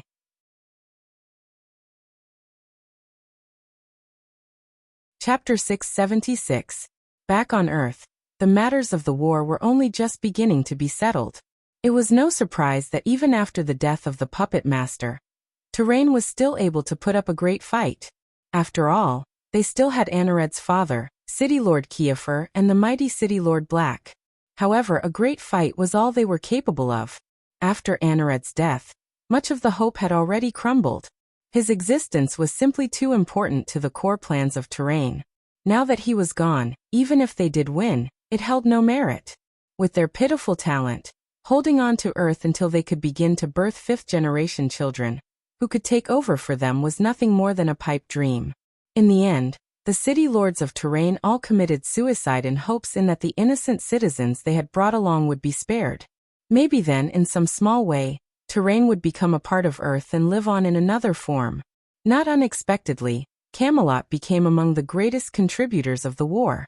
Their sudden appearance after the second fall of White City had turned the battle for the capital on its head. And thanks to them, the desperate last struggles of the cities didn't cause many waves at all. The war finally came to a close and a time of reform began. However, this didn't mean that every place on Earth was experiencing this kind of peace. You knew, didn't you? James stood before his father, his fists clenched. He tried his best to keep his expression even, but he had never been as good as Lionel at doing this, no matter how hard he tried to copy his former best friend. James simply wasn't that kind of person. He wasn't good at hiding his emotions, and often wore them out openly. It was precisely because of this that he called Lionel a hypocrite that day. Not just any hypocrite, but a psychopath as well. Of all the people who knew Lionel, maybe other than his own father, James knew him best. He knew more than enough to know that the charisma that seemed to be the foundation of Lionel's personality was nothing more than a thin veneer hiding his true depths. But that didn't change the fact that James had always seen Lionel as his best friend.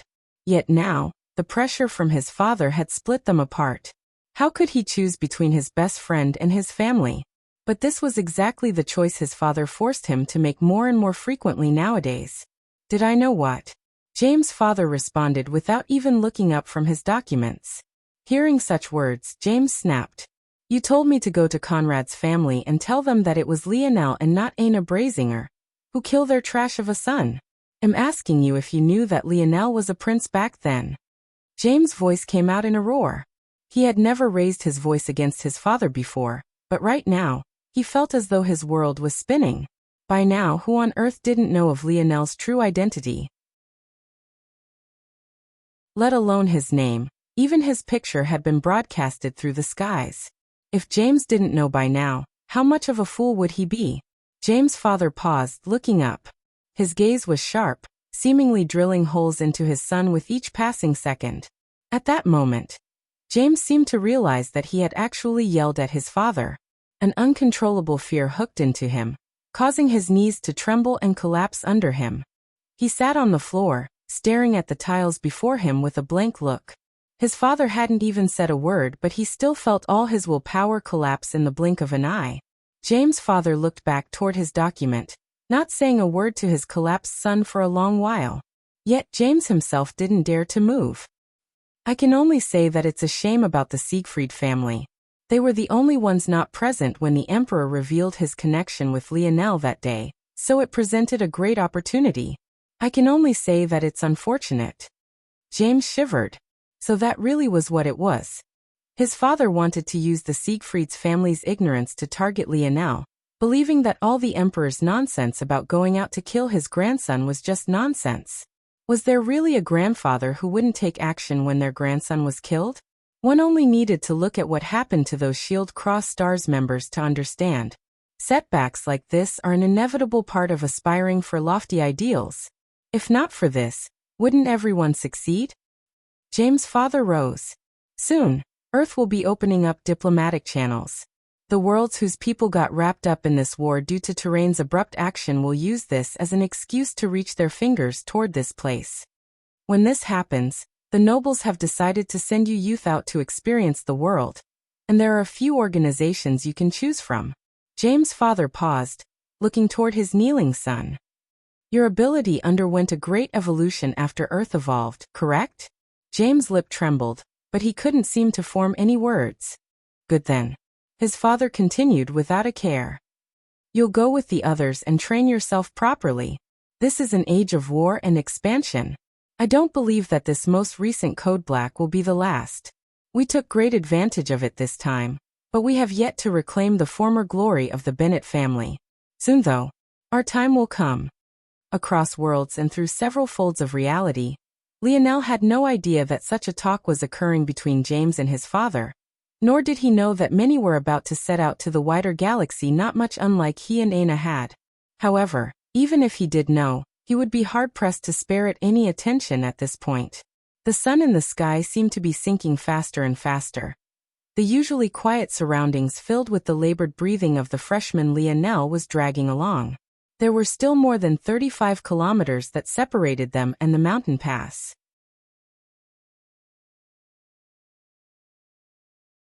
Chapter 677. Lionel's breathing held steady. Ever since his magic and body became interconnected, it wasn't just his speed that gained a great boost, but also his recoverability. This was only to be expected. After all, his light elemental force had awakened its healing branch, and now it was one with his body. Even though his current healing branch was almost like a glass cannon, providing one massive heal in exchange for months of dormancy, it had gained a somewhat passive state as well thanks to Camelot's magic system. The only shame was that Lionel had been so busy recently that he hadn't had the time to research more of this magic system. He felt that he definitely had to find this time in the future. Lionel had already simulated the best path for him, and he felt that that was fusing his magic and spearmanship into one. As things stood now, he always either used one or the other, but that was almost like crippling himself. He would definitely have to do some more experiments. It'll be night soon. Lionel sighed. Nearer to dusk, the pace of the group had slowed considerably. This wasn't just due to the poor lighting, but also because of Lionel's orders. In the afternoon, they had focused on speed, killing every beast they came across while dodging large dens. However, when the lights began to dim, Lionel became more cautious. Every time a beast was killed, they would go out of their way to clean the scene and move the corpse elsewhere to throw the oryx off course. In fact, Lionel had even gotten a few freshmen with ice abilities to chill the corpses ahead of time as well, so they would be even more difficult for the oryx to find. All of this caution led to their pace slowing down even further. Though many understood why Lionel had chosen to do this, there were other anxious individuals who would have much rather focused on their speed. If they had, they might have already been halfway there, and just another 4 or 5 hours away. But Lionel had chosen to take the opposite approach, something Jalise was greatly unsatisfied with. Logically, this was the best approach to limit casualties and help the most people survive. But why should he care about the survival of some mere freshman? The darker the skies grew, the more antsy Jalise became. He really began weighing his options for whether he should split off on his own or not. What he was more surprised about, though, was that he had already tried to sway the group's opinion earlier in the day. He had thought that with his white belt status, many would listen to him. And in truth a few did. Among them, there was no surprise that the silent senior Lou had also taken his side. But to their surprise, the vast majority still took Lionel's side. They weren't fools. If they could come to valiant heart, they definitely had some intelligence of their own. Though Lionel's approach was a bit overly cautious, there was nothing fundamentally wrong with it. Like this, Jaylee's small stint at rebellion had fallen flat. He looked toward Lionel's back at that moment, only to find that the latter didn't seem to be paying attention to him in the slightest. He didn't seem to realize that Lionel's internal sight was observing every single one of his actions from start to finish. But how could he? As far as Jalise knew, internal sight was easily detectable. When had he ever run into one as subtly controlled as Lionel's? I guess it's about time, Lionel thought. All right, everyone. There should be a mine network up ahead. As long as we have metals interfering with their sight, it will be even more difficult for the oryx to find us. We can hide away here until the morning. When Lionel's voice silently reached all their ears, everyone perked up. So it seemed that Lionel really did have a plan. This was great. Of course, if they all knew that the mine network Lionel was speaking of was one from the map he had memorized on the day he launched an attack at the ores market, who knew how they would react? Aina looked toward Lionel's side profile. He's getting more and more bad every day. Her lip couldn't help but curl. This had been Lionel's plan from the beginning. He knew they couldn't make it, so he had laid a map of their progress atop of a map of Sirius mine network within his dream world. Then, he picked out a suitable location they would reach just before the sun officially set. Soon the group found a small rock field. Sparse grass sputtered through every so often, but the minor 20 or so meter wide space were mostly made of grays. Near its center, a cave mouth hung open, dipping into the ground quite quickly. But what was especially eye-catching was the fact that there were 4 white-belted seniors playing a game of cards by the cave entrance. The 4 sat at a table together, taking swings of what looked like liquor and happily laughing amongst themselves. It was clear that they had no idea of the looming threat hanging over their heads. At that moment, the 4 suddenly went on high alert, their eyes widening when they saw a group that now numbered over 100 walking toward them. Had they really been so out of it? How had they not sensed these people approaching? Of course, they had no idea that Lionel had set up several sound blockades around the large group. Who are you? This is the territory of King of Or's faction. Turn away unless you want trouble. The moment the 4 saw that this was nothing more than a group of freshmen, they relaxed. When had the fresh meat become so trash? They completed such simple missions in groups of 100 now? How pathetic could they get? Lionel's lip inwardly curled. Well, isn't this just perfect? Raylion had no idea that Lionel's trap was slowly closing in on him. Clearing his throat, Lionel stepped forward. Respected seniors, we're here to ask for shelter. Our group has run into evidence of oryx activity.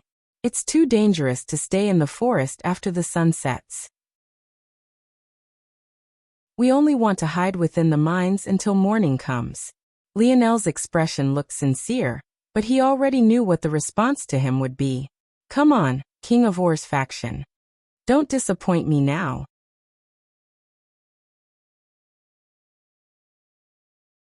Chapter 678. The four seniors were stunned when they heard Lionel's words. Mention of the oryx was guaranteed to cause such a reaction. After all, there were very few who could reach white belt without having heard at least one horrific story about that race of people. It was safe to say that they wanted absolutely nothing to do with this matter. After the initial surprise, though, one of them frowned. "What proof do you have of this? Why haven't we heard anything?" The question made sense. After all, they were about 35 or so kilometers from the mountain pass. That region had a strong concentration of valiant Heart Mountain elites, so it was relatively safe. In fact, it was due to this that Oryx tribe attacks so close to the heart of their organization were so rare. They usually wouldn't dare travel this close.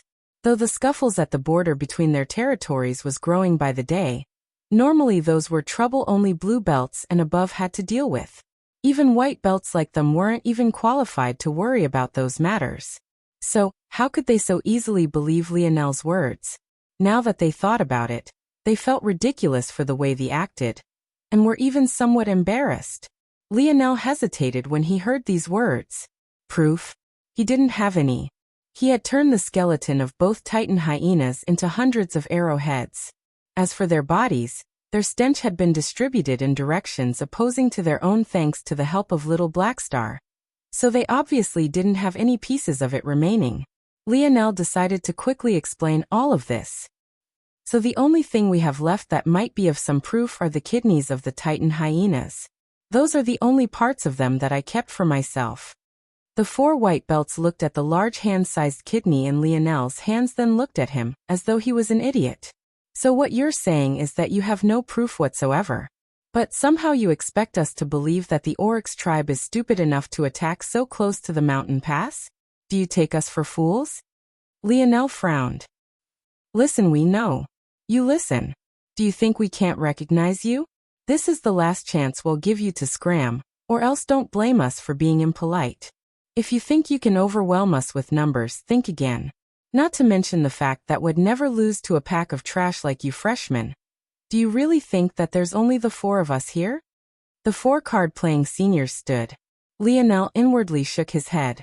It seemed that these four had no idea what happened to Nigmir and the others. But this was fine too. In fact, this was even better.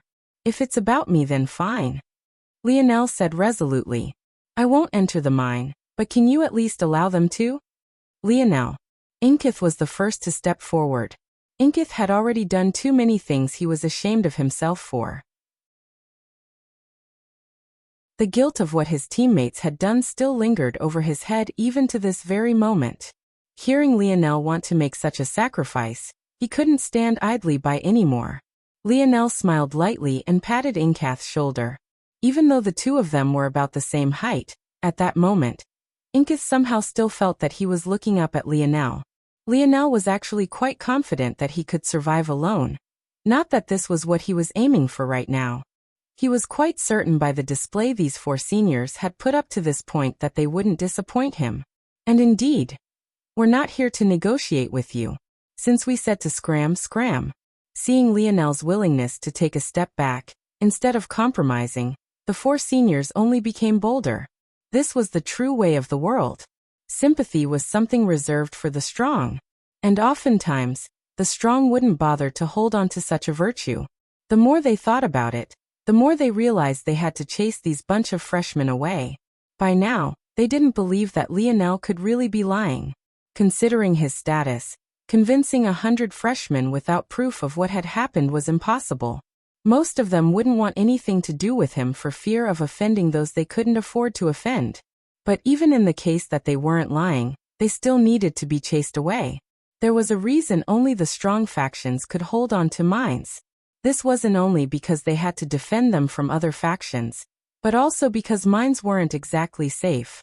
There were all sorts of creatures that lived in the underground networks. As a result of this, there were only a few safe regions that could be used to hide away in. But even all these regions added up together couldn't possibly house all these freshmen along with all the seniors that were currently already at work below, whether that be in mining or in clearing new paths to be mined.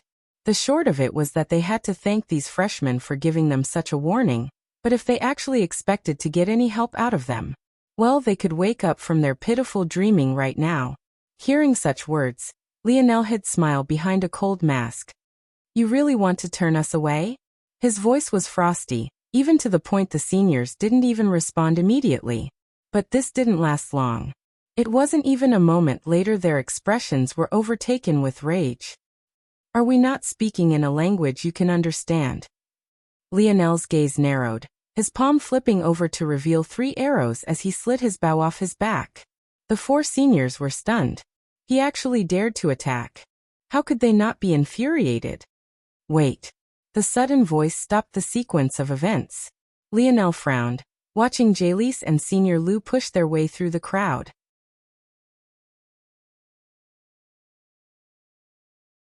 Chapter 679. At this point, Lionel was really curious about what exactly these 2 wanted to do. How would stepping out now help them, exactly? The reason Lionel was so confident that these 4 would turn him away was because he knew that whether or not he was telling the truth didn't matter. But he was certain that Jaelise and Senior Lu believed that as long as they could prove themselves to be trustworthy, they would be allowed in. Lionel found this to be particularly amusing. They thought that they were being clever, when the truth was that they were simply dancing clowns. It was still possible for the seniors to allow them in, but Lionel could guarantee that they wouldn't allow all over 100 of them to do the same. The reason for this was simple. This wasn't the first of King of Or's mine they had run across. In fact, it wasn't even the easiest to get to. Lionel had made a slight detour to choose this one in specific. With Lionel's expertise, he was capable of guessing which ores could grow where simply depending on the environment. From his understanding, the ores in this place were among the most valuable assets King of Or's faction had. Of course, this was restricted to those mines that Serioth had actually shown on his map. This was to say that this place had the tightest security, along with some of the highest priority for the faction. There was no way that Serioth, with his character, would place fools here. That definitely meant that they had already guessed he was telling the truth, yet couldn't allow them in for other reasons. Seeing that Jaelise was wearing a white belt, Lionel's internal smile only grew brighter despite the fact his face told a completely different story. In fact, now he quite hoped Jaelise was allowed in. What are you 2 trying to do? Lionel asked with a frown. Senior Lu swept Lionel a sneering gaze before completely ignoring his question. Esteemed seniors. Lu bowed slightly. I know that it's difficult to trust us, but there really is solid proof of the Oryx tribe's movement. I've heard a lot about some of the issues your King of Or's faction has had with this Lionel, but we implore you to not punish us all simply for his mistakes. We are willing to denounce him completely. The atmosphere seemed to shift slightly. Though Senior Lu hadn't come outright and said it, many began to remember at that moment that the King of Or's faction seemed to have a great rivalry with Lionel. Could it be that this was the true reason they were being turned away? Muz, Inkith and Irelana frowned deeply. It could be said that many of them had only survived so long because of Lionel. Even if it turned out that their worries about the Oryx were unwarranted, what they had all seen personally was the change in the beasts. On their way here, they had noticed the increased attack rate and violence the beasts displayed. Even if there was no Oryx, this alone was enough to say that Lionel had saved them all. For Senior Lu to do this now was nothing short of abhorrent. Yet when they looked toward Lionel, he had paused. His 3 arrows remained nestled in his fingers, but he didn't seem like he was about to knock them anytime soon. The 4 seniors frowned when they heard this. Damn it, couldn't these fools get a clue? They didn't want any of them here. Jaelise's expression flickered. He seemed to have understood something as well. It seemed they had misread the situation. But he smiled inwardly. After all, he wasn't the one to speak. Didn't you? One of the seniors seemed to be about to snap when he was stopped. They began to whisper amongst each other. What did you stop me for? Hush, lower your voice, idiot. The 4 huddled together, believing their voices couldn't be heard by anyone but themselves. And in fact, they weren't wrong. Lionel indeed couldn't hear them at this moment.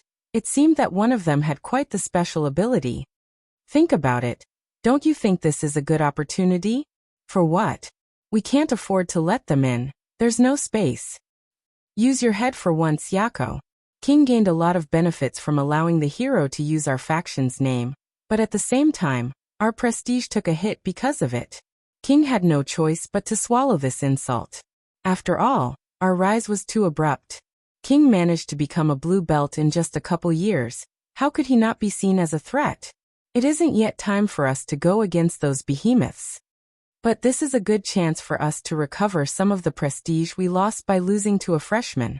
If we humiliate him like this and the news spreads, we'll be able to get in the good books of King, don't you think? The four were suddenly enlightened. You're not bad, Mia. Even though your name is a bit girly. Mia slapped Yako on the head, snarling. But his lip curled into a sneer not long after. Mia stepped out of their group, his arms crossed over his chest. His gaze swept over the group, his demeanor looking like that of a commander in charge. Seeing the apprehension on the faces of them all, he couldn't help but take a breath of satisfaction. The feeling of having the lives of so many in the palm of his hands made him feel intoxicated. We've come to a compromise, Mia said calmly. We still have no way of telling if you're telling the truth, or if you're here to sabotage our minds. So we will allow some of you in. As for the majority, you will camp out in the surroundings. If the Oryx really attacks, our detection systems will find it long in advance, and will allow you into the mine. If not, you all will stay out here for the night. The freshmen felt a light of hope when they heard these words, naively trusting in the words of these seniors, and in their so-called detection system. Mia's lip curled. He had truly found a group of useful idiots. Allow them into the mine. If an Oryx came, they'd execute one of Sariath's contingency plans and collapse the mine entrance and run away through the tunnels before waiting for morning. As for the lives of these freshmen, who cared? However, we have one condition. Mia's gaze turned toward Lionel, locking onto him. If he's here, all of you can scram. I don't want to see his face. It's displeasing to my eyes.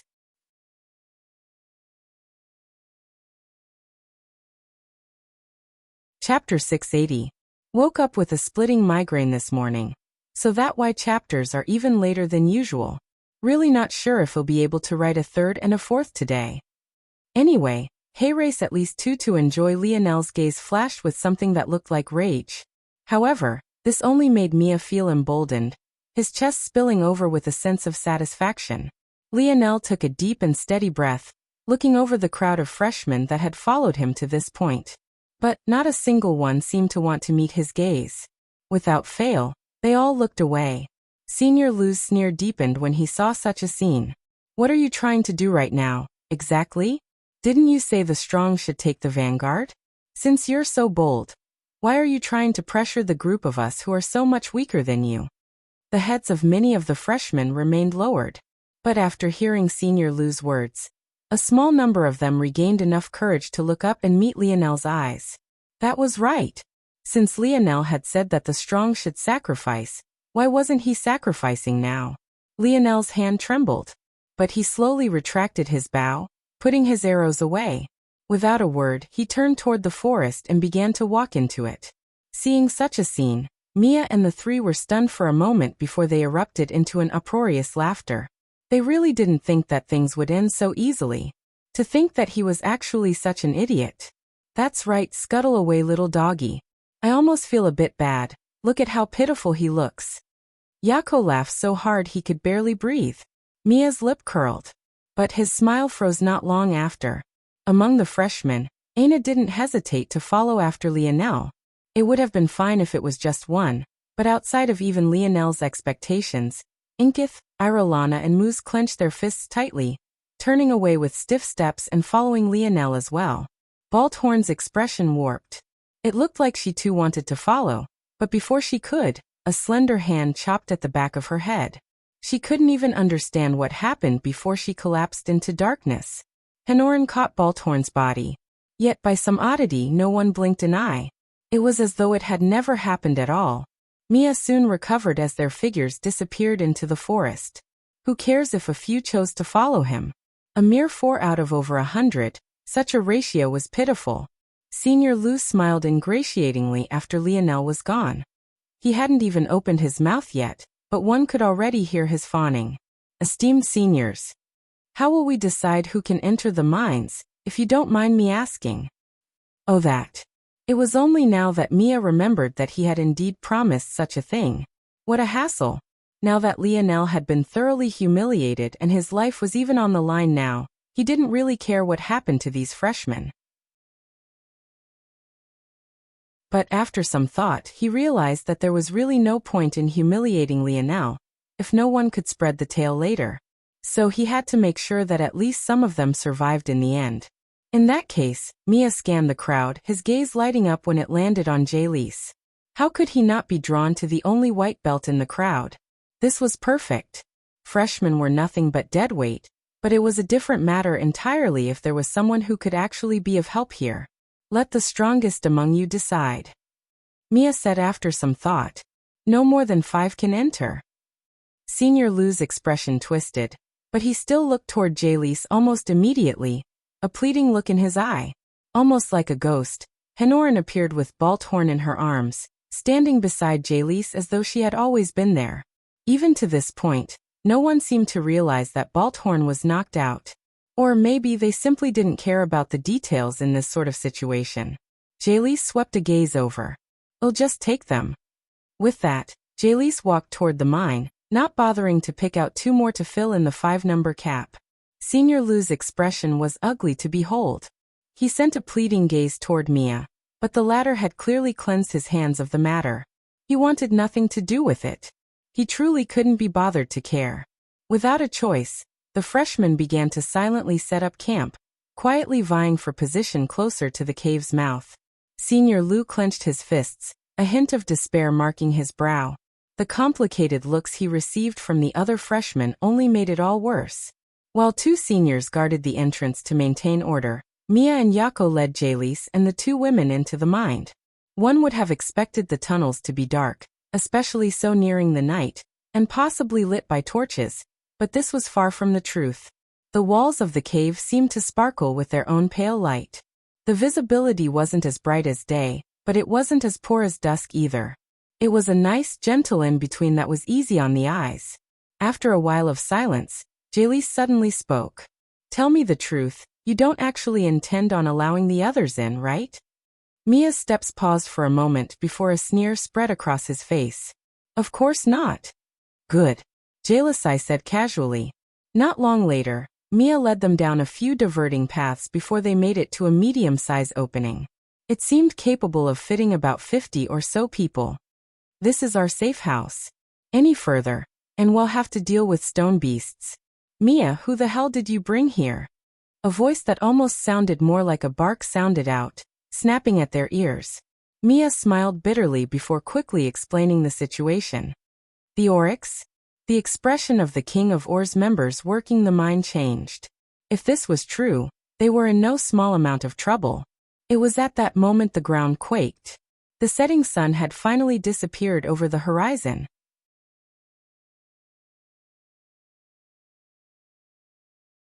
Chapter 681.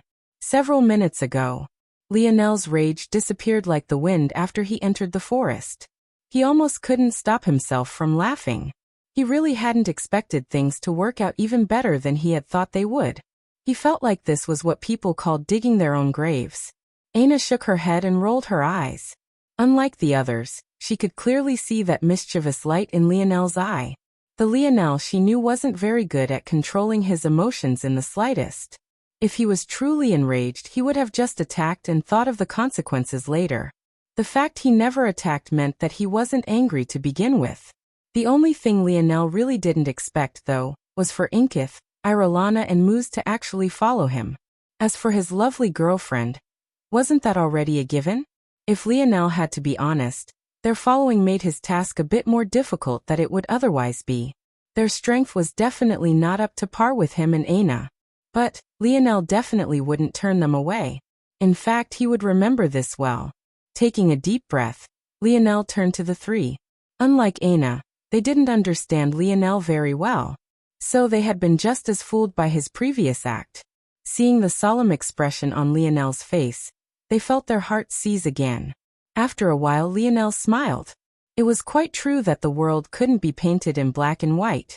The very same Inkith and Irolana who had drawn a line between them just months ago had actually chosen to side with him today. The human psyche was quite a fascinating thing. All right, everyone, take these. Lionel handed out another few packages of grenades. These are the grenades. Moose asked softly. Moose and the others weren't very surprised that Lionel had more, even though he had said that he didn't previously. But Lionel's next words stunned them. These aren't the same. The others could only injure a tier 4 existence and kill anyone below that. This one can even kill anyone below tier 6. The three youths trembled fiercely when they heard this. Every step forward in the fourth dimension was considered to be massive. By the time one got to the difference between tier 4, 5 and 6, you were talking massive gulfs one could waste a lifetime to cross. Tier 7 to Valiant Heart Mountain was considered to be the absolute cream of the crop. Only blue belts touched upon such a level. Yet these three could only lower their heads if they came across a mere white belt. The idea that they could injure a tier 6 with just one of these was baffling. Yet Lionel had given them 10 each. How could their hearts not beat wildly? Be careful when you use them, Lionel advised. Whether it's the Titan Hyena or the Oryx, I have a strong feeling that they won't work in the slightest, so don't even bother to throw them in their direction. You'll only be bringing down their attention toward you. The three nodded solemnly. But Irolana soon raised a question. In that case, how do we use them? To survive. Lionel spoke bluntly. Not long from now, the Oryx will definitely track us to this location. Trying to escape through the forest will be impossible, so we will be using the mines. If I'm correct, the King of War's faction will definitely do their best to seal off the mine from new entries, so we'll need to work fast. These grenades will be useful to you within the mine tunnels themselves.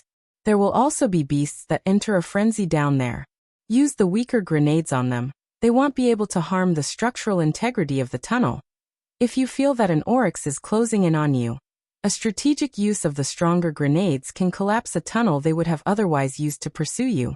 The three gulped hard when they heard Lionel. He made it sound like the Oryx were already right on their trail. But didn't night just fall? Wait, night?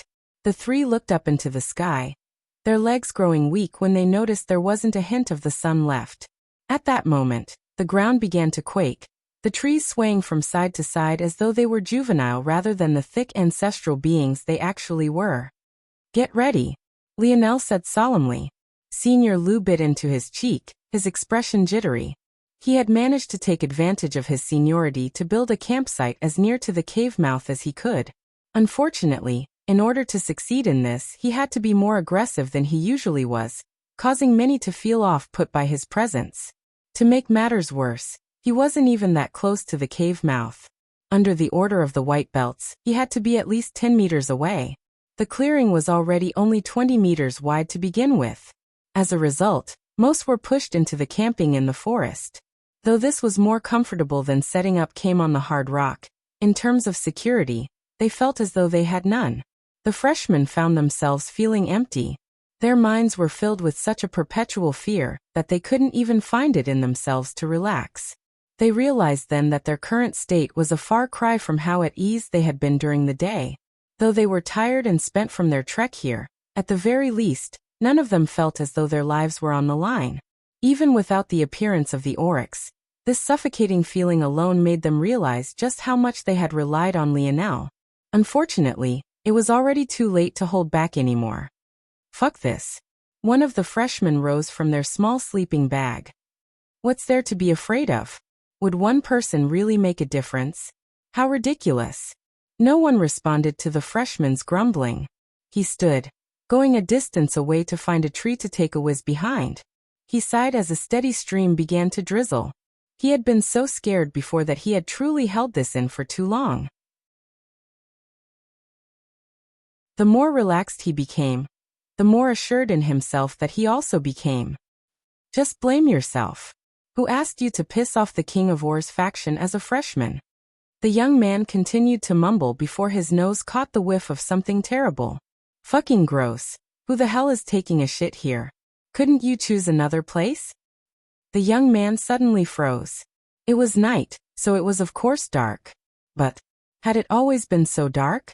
His neck slowly cranked backward, only to find a massive silhouette looming behind him. The young man opened his mouth to scream, but all that came out was a gurgle, his head sliding off his shoulders and plopping to the ground.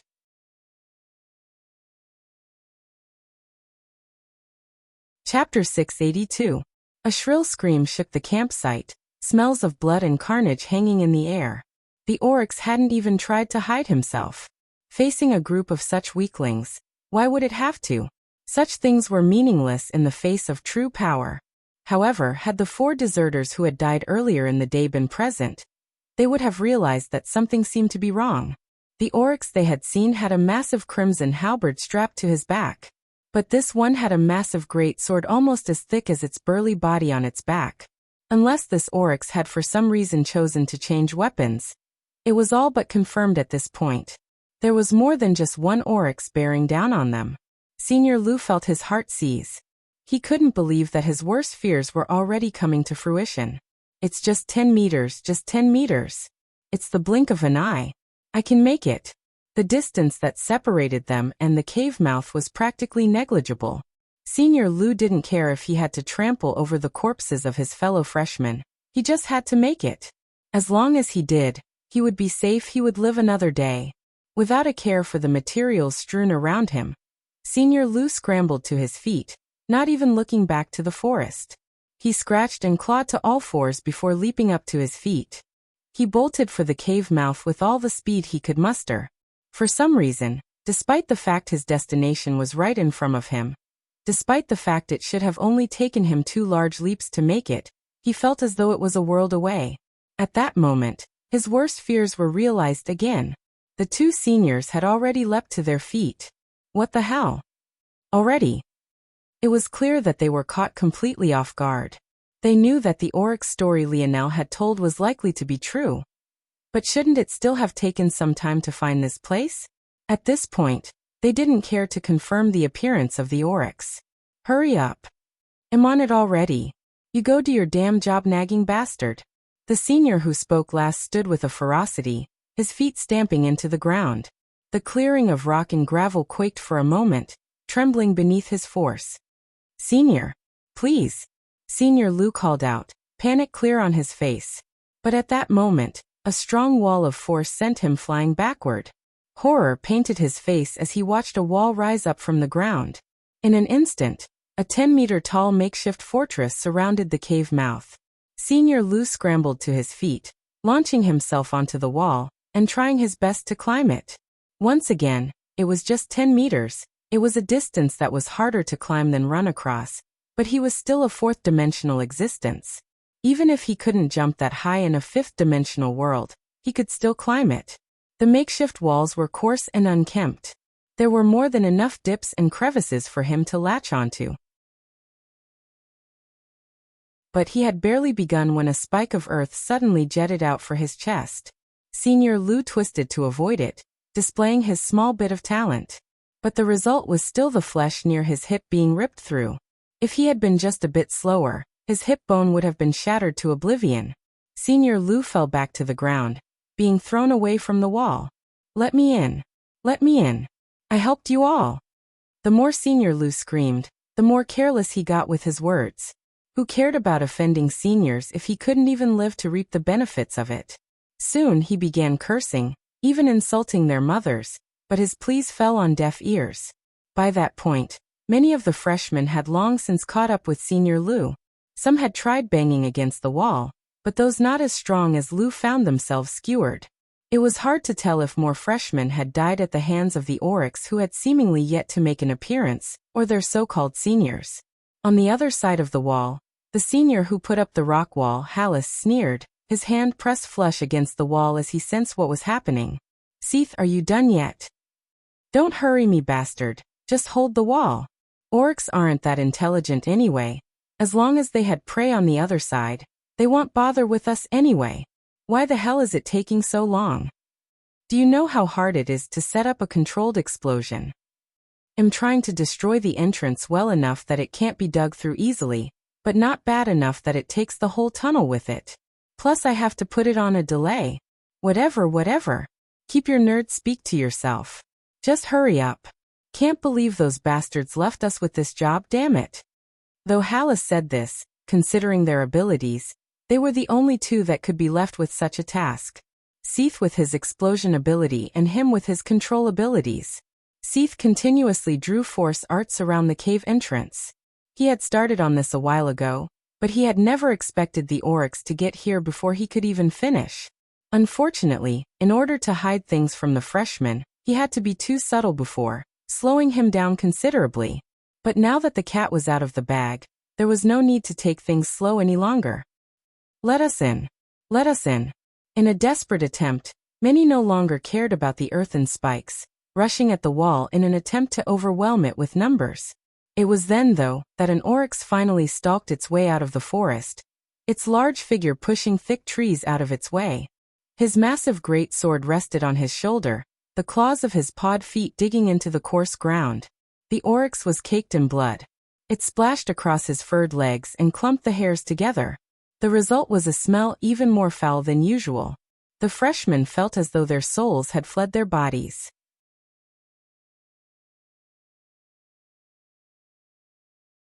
Chapter 683. Senior Lu slowly looked back, his head tilting up to see the massive, looming figure that had appeared. Just its weapon was larger than any one of them, let alone the oryx itself. Those that had been in Valiant Heart for a few years had all heard their fair share of oryx tribe horror stories. But no freshman had ever seen an oryx personally. Or more accurately, no freshman had ever survived such an encounter to tell the tale. Senior Lu's knees went weak. He fell to the ground, his eyes turning almost vacant as he looked up. At that moment, he along with every freshman felt no different from those beasts who lost their minds to fear. The foul smell of the oryx was seared into their souls. It was the kind of memory they would never forget in their lifetimes. At that moment, though, the oryx looked into the skies.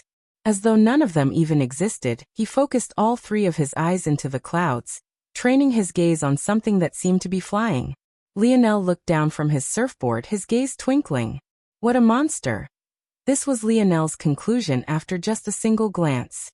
Compared to humans, if the measure was pure combat ability, the oryx were superior in every way.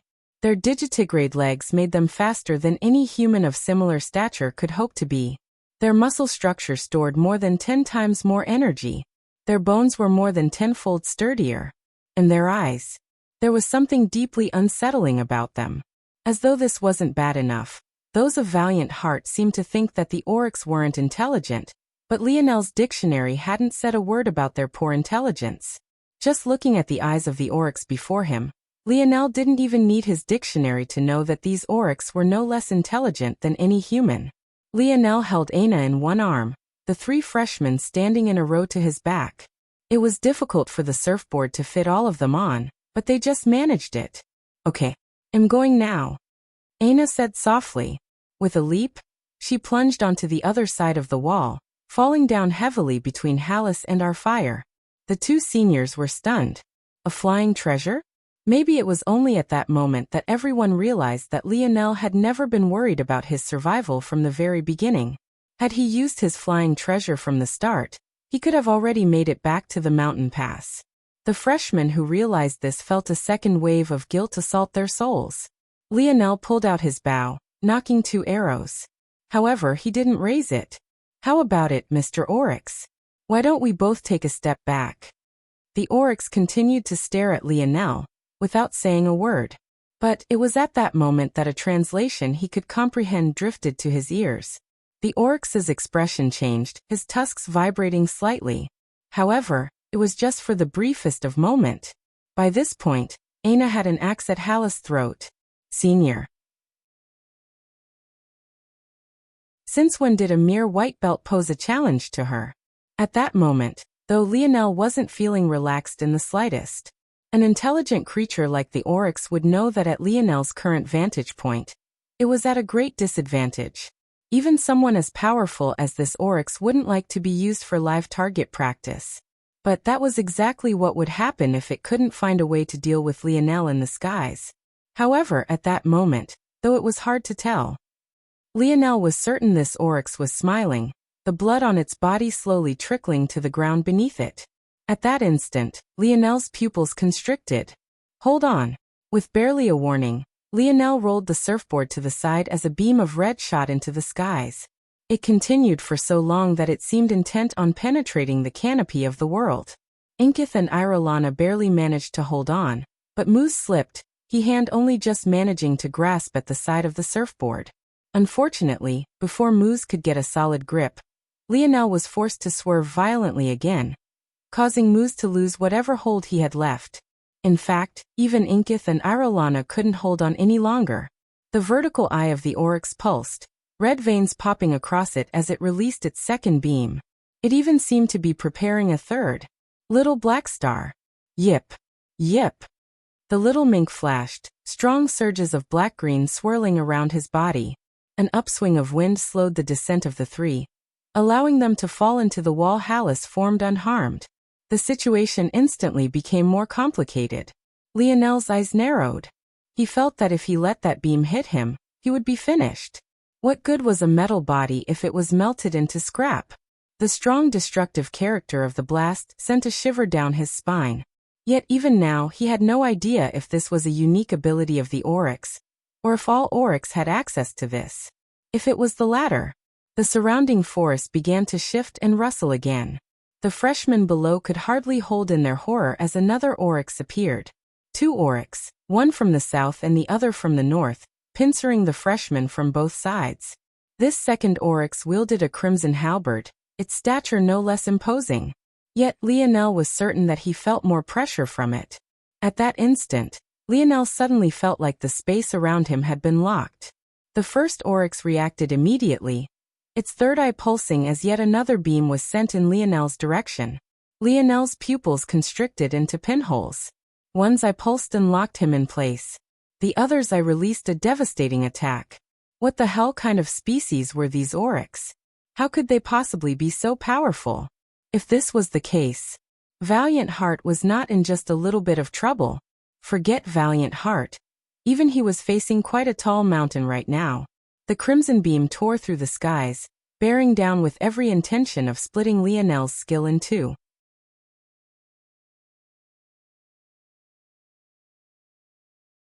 Chapter 684. Lionel let out a roar. In a blink, his body was covered in a sparkling black light. The sound of a shattering barrier resounded as he snapped his neck to one side. Feeling the searing pain of the crimson beam flying just by his ear, Lionel breathed heavily, a hint of fear causing his heart to palpitate. If it wasn't for the fact he had built the space element into his magic core, allowing him to coat his body in the force element and forcefully shatter the oryx's bind on him, he really might have died just then. Lionel realized at that moment that these two oryxes alone were far beyond his means to battle. Hoping to stall them with his terrain advantage was nothing more than a pipe dream. If he wasn't careful, it would be him who would be played with to death. Whether it was a lineage factor or an ability didn't even matter right now. All that did matter was that they could and would kill him if he was the slightest bit careless. Lionel didn't wait for the oryx to be surprised that he had managed to break out of their pincer attack. With swift movements, he knocked the two arrows he had pulled out earlier. He rose into the skies, aiming downward and releasing. The two arrows spiraled out of each other's path before slamming into one another. Sparks flew, their trajectories snapping toward completely separate directions, both of which happened to be headed for one of the oryx each. The oryx didn't seem flustered by this in the slightest. One raised their halberd, the other raising their great sword. With swift, unhurried movements, they slashed outward.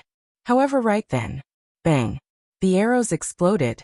It felt as though two red suns had suddenly appeared in the midst of the battlefield. For a moment, the world was dyed in crimson. The two oryx roared, all three of their eyes shutting under the assault. Lionel quickly landed on the top of the rock wall, his feet stamping down. In the blink of an eye, four passageways appeared all around the wall. "Hurry up!" Lionel shouted. The freshman recovered, scrambling to enter the wall. Lionel brandished his bow. Taking advantage of the temporary blindness of the two oryx, Lionel began to rain down arrows. The fur on their lower half provides a large boost to their defense. Their skin can be vulnerable. Aiming toward patches of skin without bone directly underneath is the most effective. Lionel managed to send 5 arrows toward each oryx, learning more and more with each strike. But after a while he noticed that after being hit by his third arrow, the oryx quickly adapted. Even with their eyes closed, they began to dodge and block. Internal sight. Lionel sucked in a cold breath. He had to stop treating these oryx as though they were beasts. Not only did they have intelligence, but they seemed to have access to all the same network of abilities humans did. Lionel's own bias was thwarting his judgment. He had never interacted with other races of people before, but this should be enough to tell him the universe didn't play favorites. If anything, with how unlucky the oryx had been in having their homeworld taken over by humans, the universe would favor them just a touch more. How ironic. Lionel had just finished repelling an invasion of his own world, just to participate in the invasion of another. What kind of sick place was this dimensional verse exactly? They're already recovering. 7 seconds exactly. I'd be lucky to get even 3 if I managed to catch them off guard again. Lionel swept his senses over the youth. Though they were weak, if they couldn't cross a mere 10 meters with 7 seconds, a feat that even an injured mortal could manage, they would have never been admitted to Valiant Heart Mountain. Even with the jostling and fighting that was inevitable, the freshmen still all managed to cross the barrier in that time. Lionel shot another arrow, but this one flew right toward Seath. It landed right at the senior's feet, causing him to jump in a panic. "Let them in," Lionel said coldly, not even looking back. Seeing the over 70 freshmen who still remained and glancing toward Hallis who still had Aina's blade to his neck, Seath realized that it was a futile effort. Before anyone could react, he turned tail and ran into the tunnel.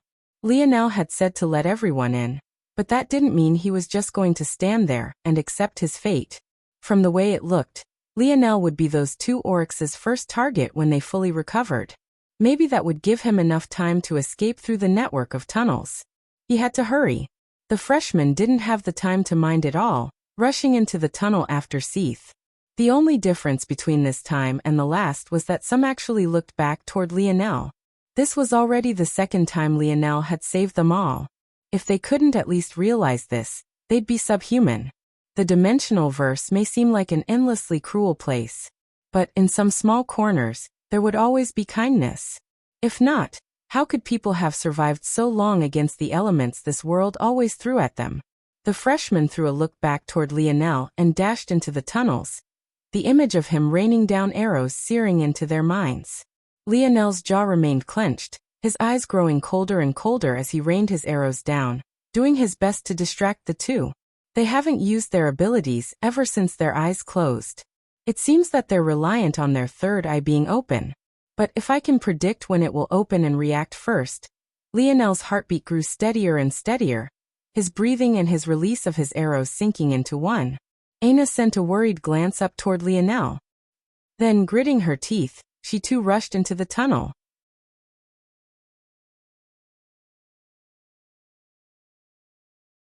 Chapter 685. Lionel's feet stamped down hard again. The wall thickened by a factor, and closed tight. He was limited in how far he could control Earth away from himself, so this was about the best he could do. But this much should be enough. Lionel leapt backward. Reading his intention, little black star appeared on Lionel's head just as he casted Float. As expected, in a 5th-dimensional world, the act was even more difficult. Unfortunately, Lionel didn't get a boost because he hadn't added wind to his magic core. So the best he could do was try to slow his fall by a large measure as he continued to fire arrows. Eventually, Lionel was no longer high enough in the air to fire his shots directly. Aiming into the sky, Lionel mooned several shots in a single volley. Pulling out another set of 6 arrows, he nestled 2 between every finger, sniping his moon shots down from the air. The 12 arrows rebounded off of each other, one set of 6 soaring higher into the air, and another set of 6 plunging down like meteors. Those who could still see Lionel's marksmanship from within the tunnel felt as though they were seeing the work of a magician. It felt like Lionel's marksmanship wasn't limited by anything but his imagination. Was there nothing he couldn't do with a bow? Pung, pung, pung, pung, pung, pung. The oryx blocked the first rain, only to find that the arrows that had soared further into the skies had arched back down to aim right for them. It was as though they were being controlled like puppets on the ends of Lionel's fingers. Lionel landed on the ground, sliding back to the cave entrance. His pupils moved rapidly, scanning the force art Seath had left behind. It took him no more than a split second to understand it and point out several flaws. But he simply didn't have the time to make it perfect. Bang! The walls began to quake. Despite being reinforced by Lionel, just a single strike from both oryx from completely opposing sides caused a gale of cracks to sweep through the whole structure. It looked as though it was a wall of partially cracked eggs rather than one of rock, stone and earth. Lionel didn't even look back. He flipped his palm over, retrieving his favorite spear for these tasks. After all, it wasn't just useful for dissecting animal carcasses. Lionel felt it was unfortunate that the cave entrance itself was too sturdy for an elite grenade to work on it. Or else he wouldn't have to do all of this. Bang! The wall collapsed. If Lionel deemed to look back at this very moment, he would see that the gaze of the great sword-wielding oryx had a straight line of sight to his back. But as though he couldn't sense a thing, Lionel's arm finished the last of the force art at warp speed. At that moment, Lionel abruptly spun back, shooting another arrow aimed right for the oryx's eye. "Enjoy being blinded again." The words reached the oryx's ears secretly.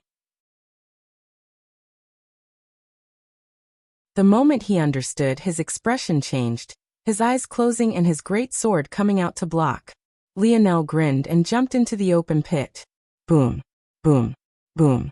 By the time the oryx realized it was just a normal arrow, the cave entrance had collapsed completely. Lionel sprinted down, a rain of rock and rubble collapsing around him and threatening his life.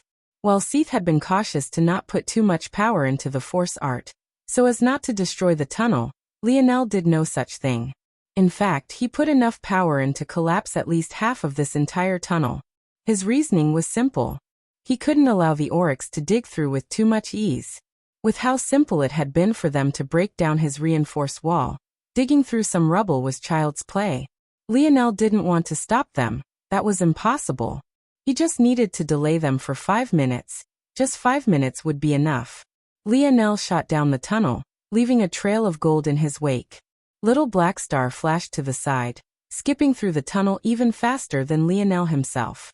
Much further within the underground network, Seath burst into the small clearing that could house about 50, compared to the freshman who had followed after him. Especially since he had a few seconds of a head start. It was no surprise that he had gotten here so much sooner. Not only was he the only one of them familiar with the network, but he was a white belt. Plus, his explosive ability helped him with far more than just attack. He could also apply it to his internal force and his legs, boosting his speed to inhuman levels. Seath. Shut up. Shut up. Seath snapped, wheezing. That Lionel bastard came back after the oryx came. I don't know if the tunnel has collapsed by now or not, but we need to go. There's a bunch of freshmen on the way here. Mia, Yako and the others frowned deeply. I left them all far behind, but that masked girl took Hallis hostage. They'll find their way here even without my guidance. The expressions of everyone changed. This was bad. They really hadn't expected things to develop this quickly. Their original intention was to leave more than just Seath and Hallis behind. But who would have thought that the oryx would come so quickly? Mia and Yako had barely gotten here to drop Jalise and the others off when the commotion began. What should they do? In the tunnels, Senior Lu was running as fast as he could. But the injury to his hip caused him to be far slower than he usually was. He had gone from being among the best of the freshmen to lagging behind even the worst. Though his bone hadn't been injured, the skin and muscles had been. The fact he was moving his leg at all was a testament to just how much he wanted to live. At that moment, his thoughts weren't even filled with gratitude. And unlike most, he hadn't spared a single look back to Lionel. He just wanted to live. Senior Lu stumbled and fell. A strong wince coming from him as he struggled to pull himself up, running forward again. But not long later, he fell once more. This time, however, it wasn't a coincidence. Senior Lu struggled to look up, only to find a masked and petite young lady standing over him with Hallis' neck being squeezed between her fingers. He's too nice to kill you over just a few words, especially since he's using you anyway. But I'm not. Aina said plainly. No. Please. I'm so. Aina's foot stamped down hard, squashing Senior Lou's head into meat paste. Lou's fingers twitched, his body seemingly not believing he had fallen even after death.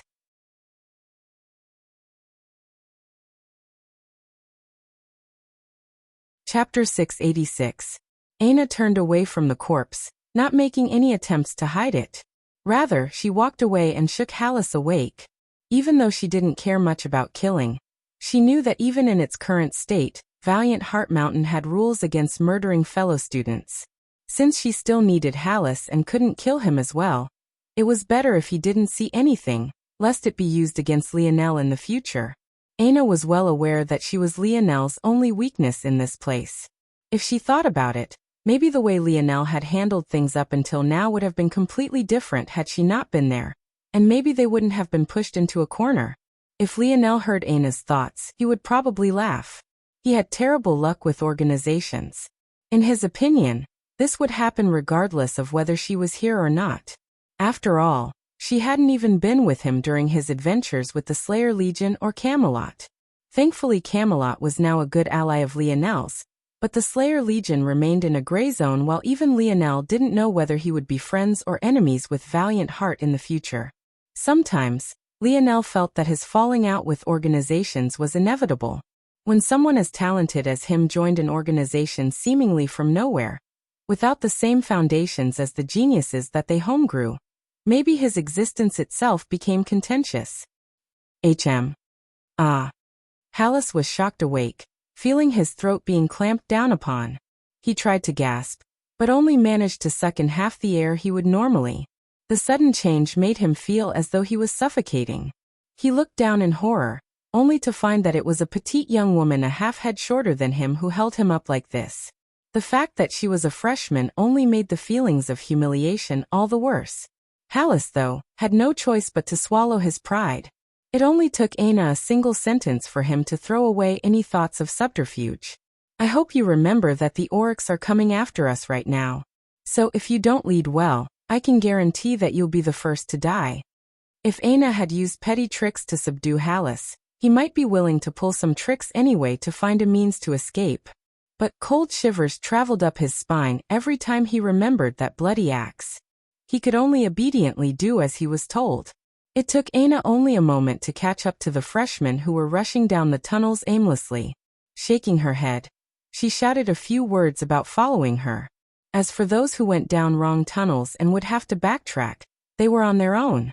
If they were quick enough, they might still stand a chance. If not, it had nothing to do with Aina. She wasn't 100% certain on Lionel's plan. But what she did know was that as long as half of them survived, it would be fine. She wouldn't go out of her way for such two-faced people. Lionel dashed down the tunnels. Despite seeing all the diverging paths, he didn't seem to hesitate in the slightest between which he chose. At that moment, though, he came to a grinding halt and sighed. "You left this here on purpose, didn't you?" Lionel shook his head. Reaching out a palm, he sent a blaze of fire downward, incinerating Senior Lou's corpse to ash. After forming his mage core, all of Lionel's elements fused with his body. A happy byproduct of this was the fire element Lionel could cast, gaining a very small Scarlet Star Force character.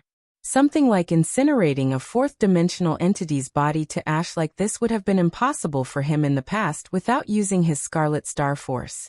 But now, it was just a casual wave of his palm. If Lionel's mage core progressed enough, and his body became a better vessel for flames, he might even be able to make use of his innate force node far ahead of time. Lionel was about to walk away when he suddenly found a ring lying on the ground. By its placement, Lionel deduced that it had likely been hanging around Senior Lou's neck. It shouldn't be surprising that a piece of refined metal survived an incineration, but Lionel had purposely put enough strength into his flame that this shouldn't have been possible.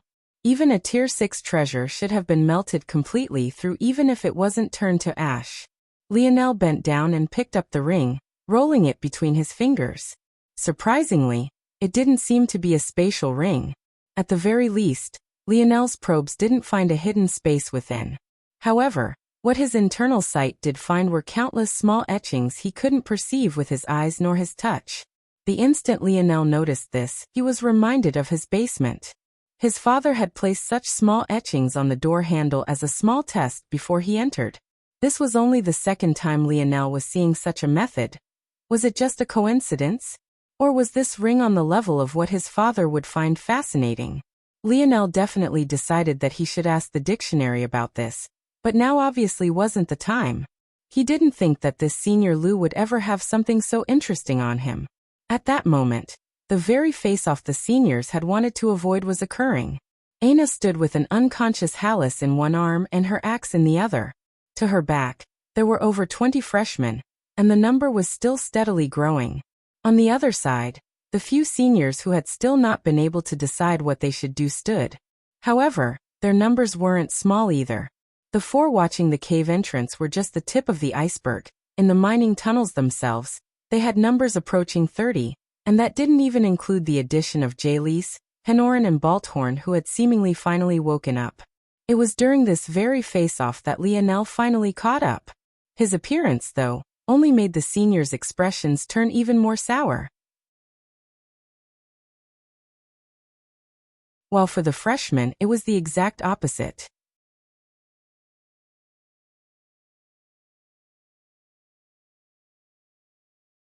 Chapter 687.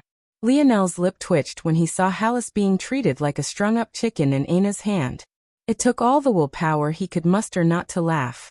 It really was too much seeing a grown man being treated like this.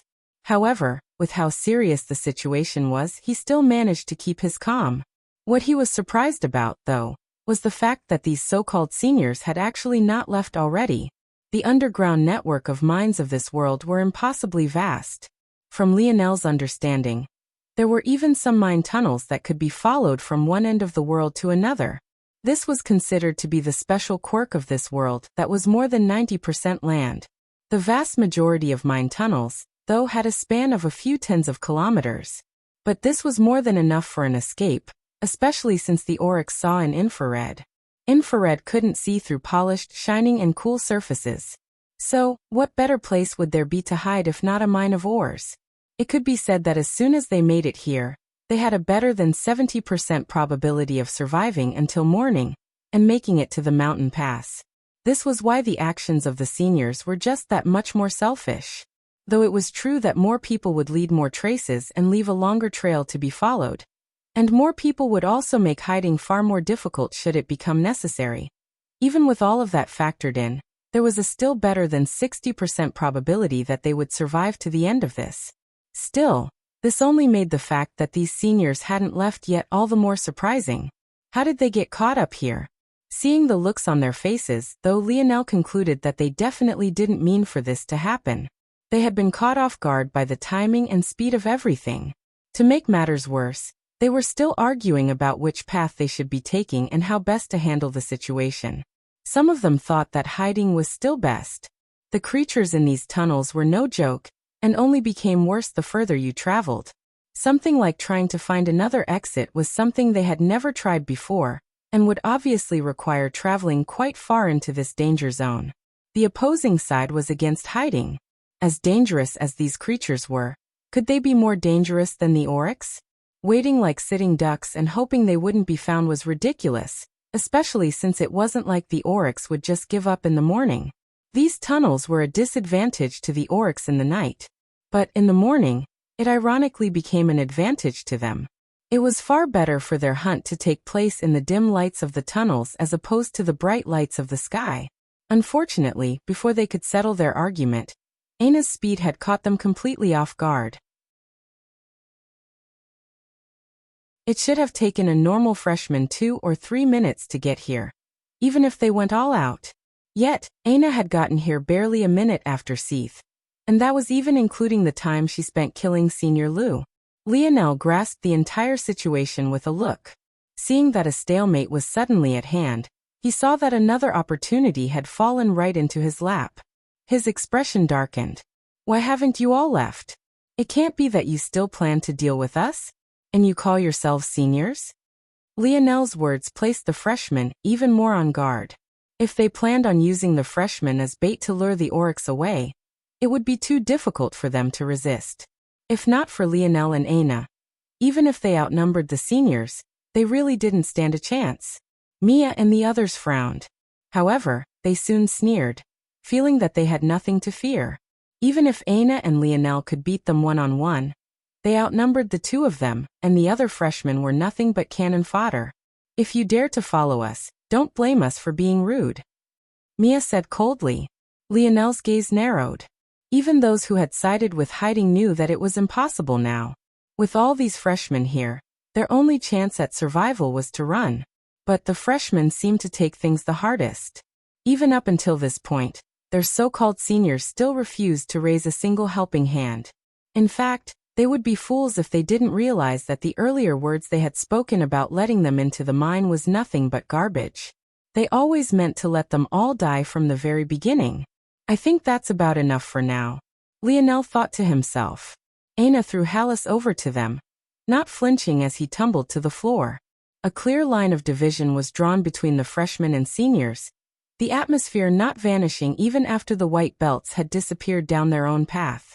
Though the seniors had gone, though, there was no sense of relief amongst the freshmen. The seniors knew everything about the tunnels, but they knew next to nothing. Wouldn't they end up walking around aimlessly until they were found by the Oryx and died? Lionel let the atmosphere stew for a while, keeping a pensive expression on his face. How did you catch up to us so fast? The sudden voice made Lionel smile. He couldn't help but grab onto Aina's small hand and squeeze it a bit. How? I just followed the smell of apple. Aina was speechless. Are you a dog or something? Lionel grinned but didn't respond. He had learned long ago that internal sight was just an extension of his senses. Whether it be sight, touch or hearing, he could do it all. In the past he refused to do this because he had been traumatized by some terrible smells. The potency of smelling with your nose versus your internal sight were on two completely different levels. But luckily his Aina smelled quite pleasant. Lionel saw the festering atmosphere of the freshmen, and finally felt that it was time. It's been about 4.5 minutes since the tunnel collapsed. The Oryx should almost be through. Now is the best time. All right everyone, I will lead you out, Lionel said confidently. What no one expected was for Lionel to actually succeed. Just a few hours later, the group found themselves above ground again. But this time, right before them all, there was a mountain pass they had been thinking of even in their dreams. Lionel's gaze flashed with a dangerous light. No one seemed to know how much he had accomplished in just his first mission outing, but himself and Aina. He would quite enjoy watching Hero Peak and its allies crumble bit by bit.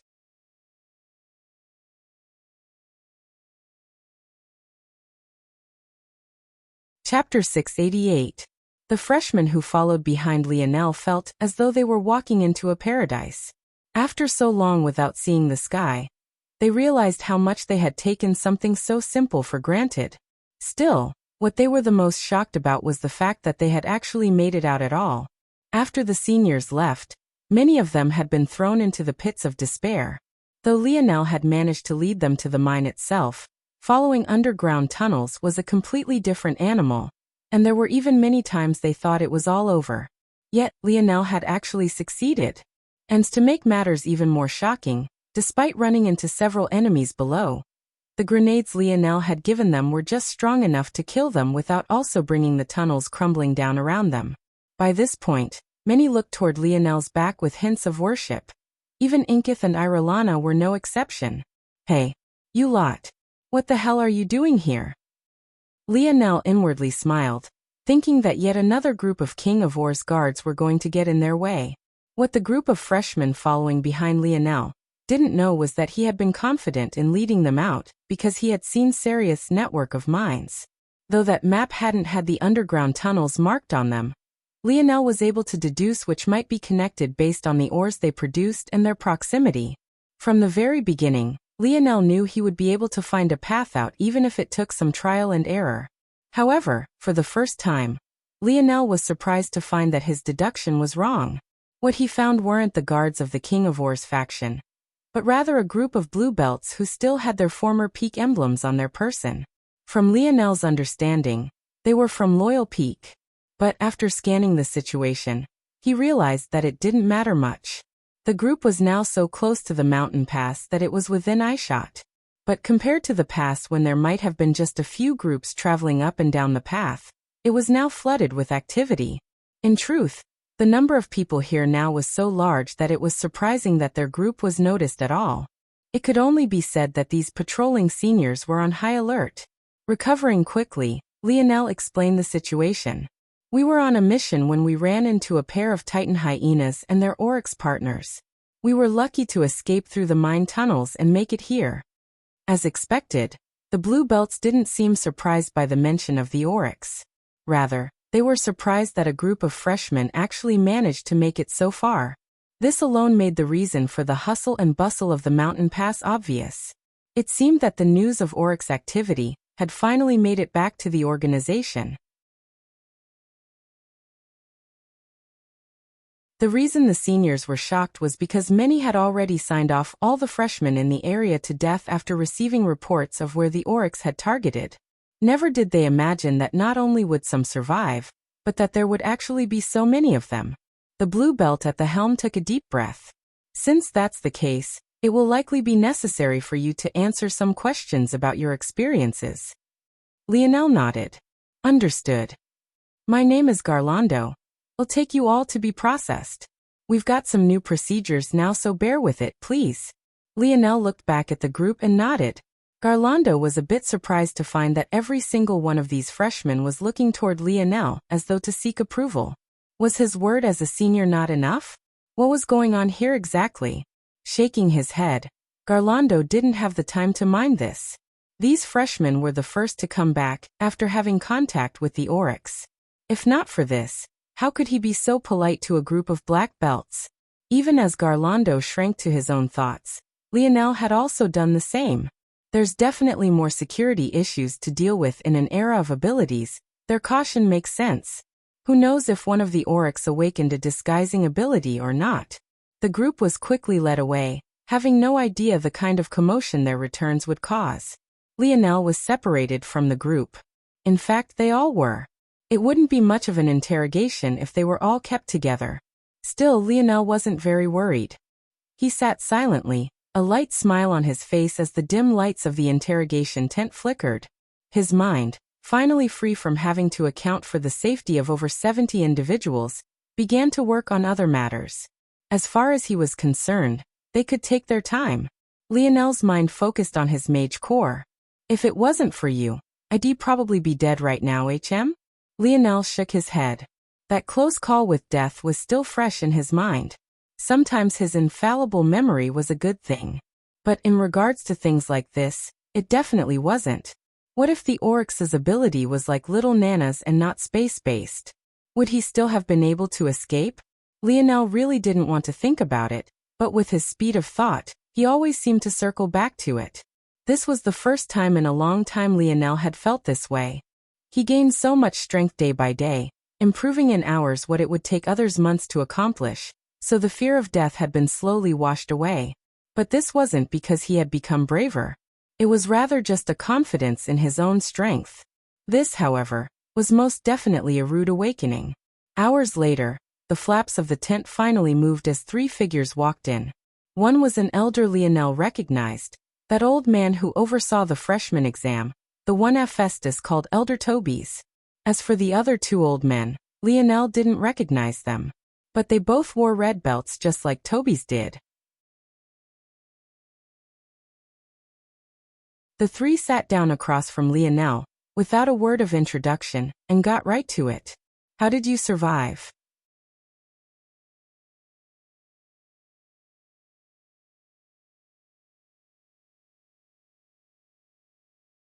But in order to hide this truth, he often asked questions he didn't need to. Somehow, Lionel had seen right through this and knew that the main bulk of the interrogation was complete. This alone proved 2 things. 1, that Lionel's ability was indeed sensory, and 2, that it was even powerful enough to see through elders on their level. After that point, Lionel truly didn't have anything left to prove. Though his leaving was a bit rude, wasn't treating him like a traitor when they mostly confirmed that he wasn't also rude? Especially since Lionel had to put his life on the line to gain the results he had? Fine. These brats are getting worse and worse every generation. I can't stand any of them. Hainla snapped. Despite his words, he didn't seem intent on going to make trouble for Lionel. Toby smiled bitterly. We're getting old.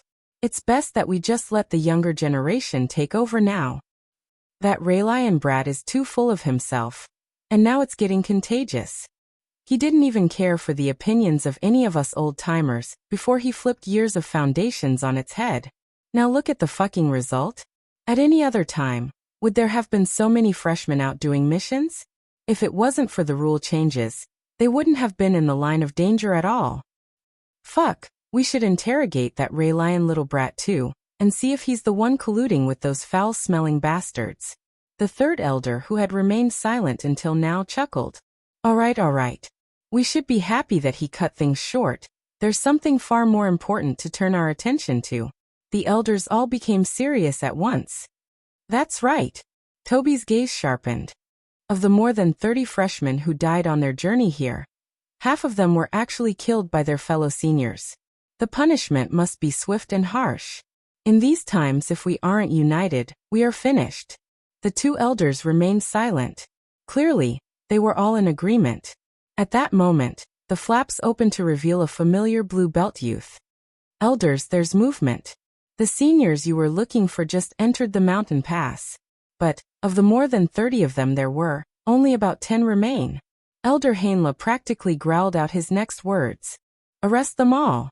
Lionel stepped onto the mountain pass to find a sight that left him pleasantly surprised. At first, he had thought that only Aina would be waiting for him after so long.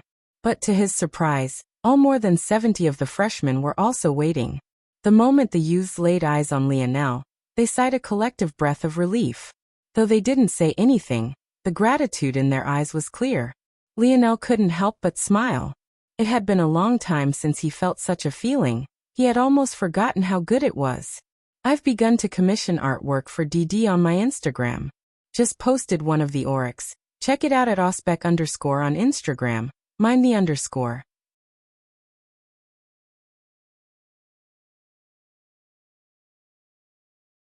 Chapter 690. Valiant Heart Mountain was on high alert. The sudden attack of the oryx turned out to not just be restricted to their secret deployment into the deep regions of the organization. Not only had they done this, but the oryx tribe simultaneously launched an all-out offensive on the front lines, reaping even the lives of some Blue Belt seniors. The territory between Valiant Heart and the oryx tribe had always been a contentious region, making it one of the most dangerous places to accept a mission, though it likewise had the best rewards. However, it hadn't been this bad in a very long time. According to the experts of Valiant Heart, it seemed that the oryx had sensed their weak and vulnerable position and began to counter. At least that was what they believed. However, Lionel was of a differing opinion. He believed that even if Valiant Heart was in its peak state, this would still happen.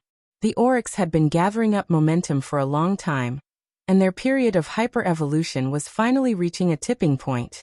It could only be said that Valiant Heart had terrible luck. Not long after separating with the freshmen, Lionel and Aina headed toward Valiant Hall to hand in their missions.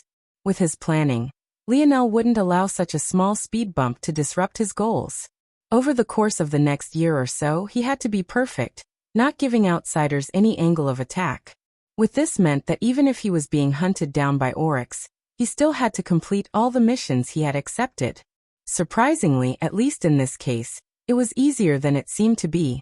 With the frenzied nature of the beasts, clearing them out became easier only because they were also easier to find in such a state.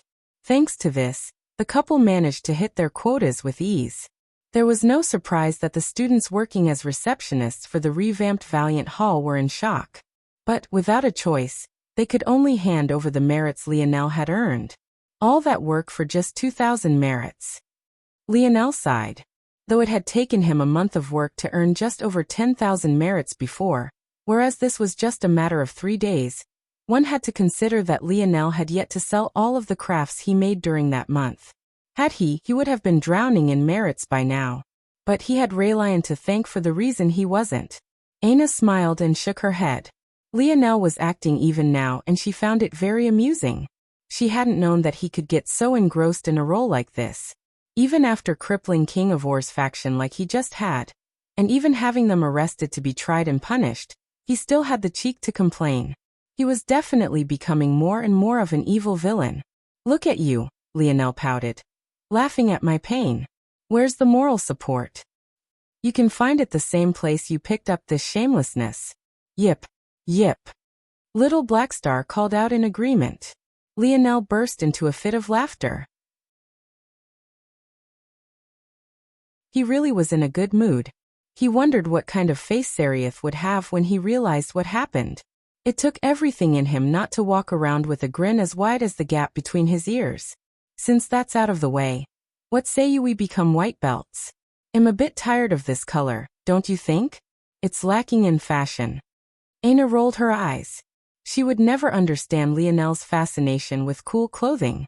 If it was up to her, she'd wear the same military uniform every day. She didn't like Valiant Heart's uniform very much at all. It left her feeling too exposed. Okay. Still, she agreed. If not for Lionel, she would have promoted long ago. But after seeing the haul he got from his patients, she couldn't be too mad at it. The couple made their way deeper into Valiant Hall.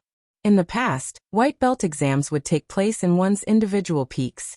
However, with the advent of the new system, it all took place with Valiant Hall as a central hub. Now the peaks were basically just training centers one had to exchange merits to use. Unsurprisingly, Hero Peak had the most expensive training facilities. But Lionel didn't expect anything different from them. Hello, would like to take the white belt exam. The exams took place on the second floor of Valiant Hall, so it hadn't taken the couple long to reach this place. There were a sparse few black belts hanging around, seemingly waiting for their exams as well. A man with a dead look in his eyes looked upward. All right. He replied blandly. The exam will begin in 10 minutes. Lionel and Aina accepted their plaques and registered themselves. The man with the dead look gave them a weird expression when he noticed that they had been here for less than 2 months. Were they only here to get humiliated? Please note that it is only possible to take the white belt exam once every 6 months. If you fail now, you have no choice but to wait. Lionel and Aina nodded, not taking this advice very seriously. Toward this, the man could only shake his head and go back to staring into space. He had already said more than he usually did in a whole week.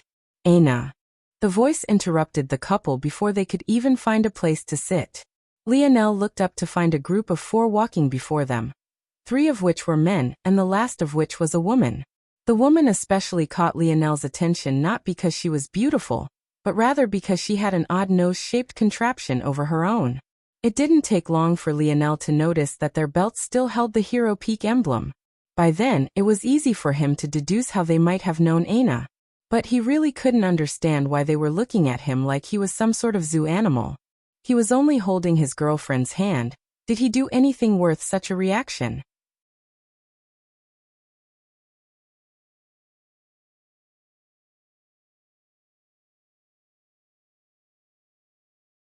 What else could Lionel be if not a boy toy to relieve some stress? Though there was a stigma around it, there were no shortage of women who simply didn't care about the opinions of others, and this was especially so if these women were very strong. Aina happened to have both the uncaring personality and the strength, so this seemed like the logical conclusion. Unfortunately, yes.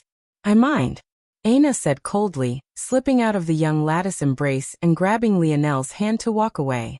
The group was stunned for a moment before one of the boys burst out into a fit of laughter.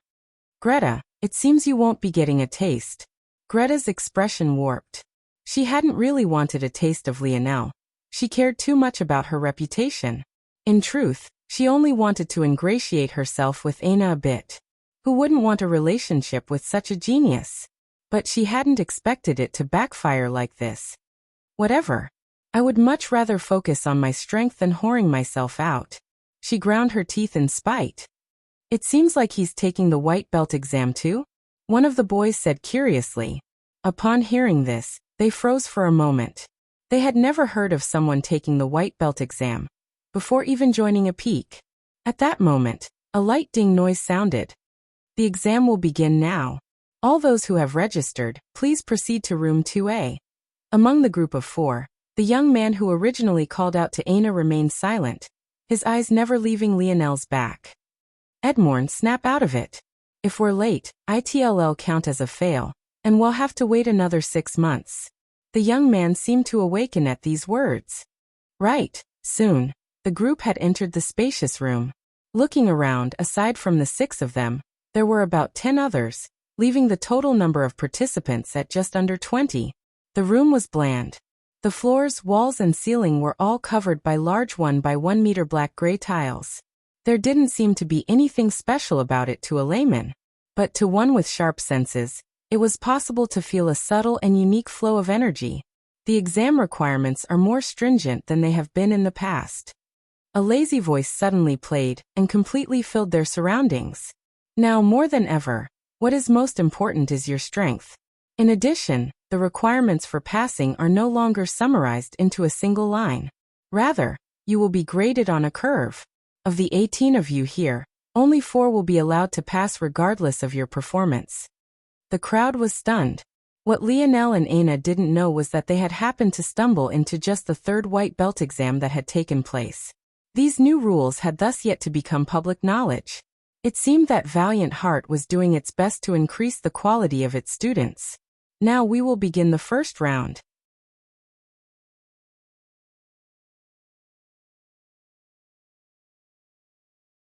Chapter 692.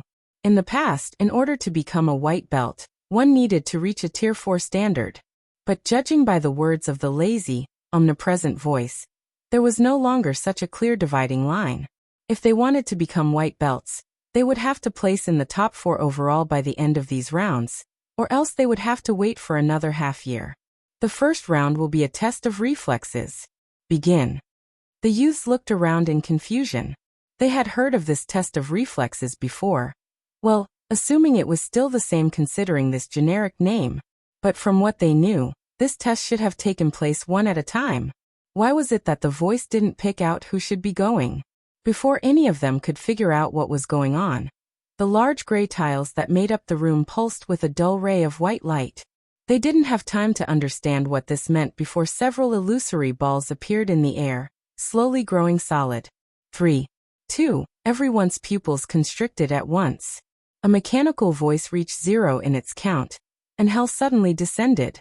The now solid balls shot in every which direction. 2 of the freshmen couldn't even react before these solid balls shot through their bodies. Their expressions changed. In that moment, it felt as though a large chunk of their force was suddenly ripped out of their bodies. The good news was that they weren't injured. But the bad news was that their stamina had suddenly been sapped away. Lionel took a casual step forward as a ball whizzed by his head. So this was what they meant by a test of reflexes, huh?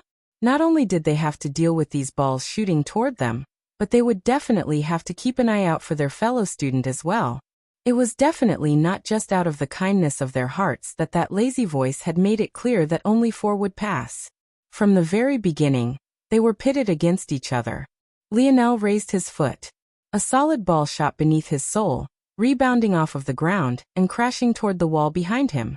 The room is a 20 by 20 by 20 meter cube. There are 18 of us in here, and there are 100 moving balls the size of a head. They didn't set a timer and being hit doesn't seem to eliminate you. So I wonder what the grading criteria is. Lionel sent a gaze toward Aina. The control she had over her body was immaculate. Even though compared to Lionel, the time she was having was harder, it was still of incomparable ease if she was measured up against everyone else. There were only about 4 others who seemed to be taking this exam in stride. The weird nose contraption wearing Greta, the young man who had called out to Aina, Edmorn, and 2 other young men, one of which had a sword strapped to his back, and the last of which insisted on dodging around with his hands in his pockets. Whether he wanted to look cool, or if this was just his style, Lionel didn't particularly care.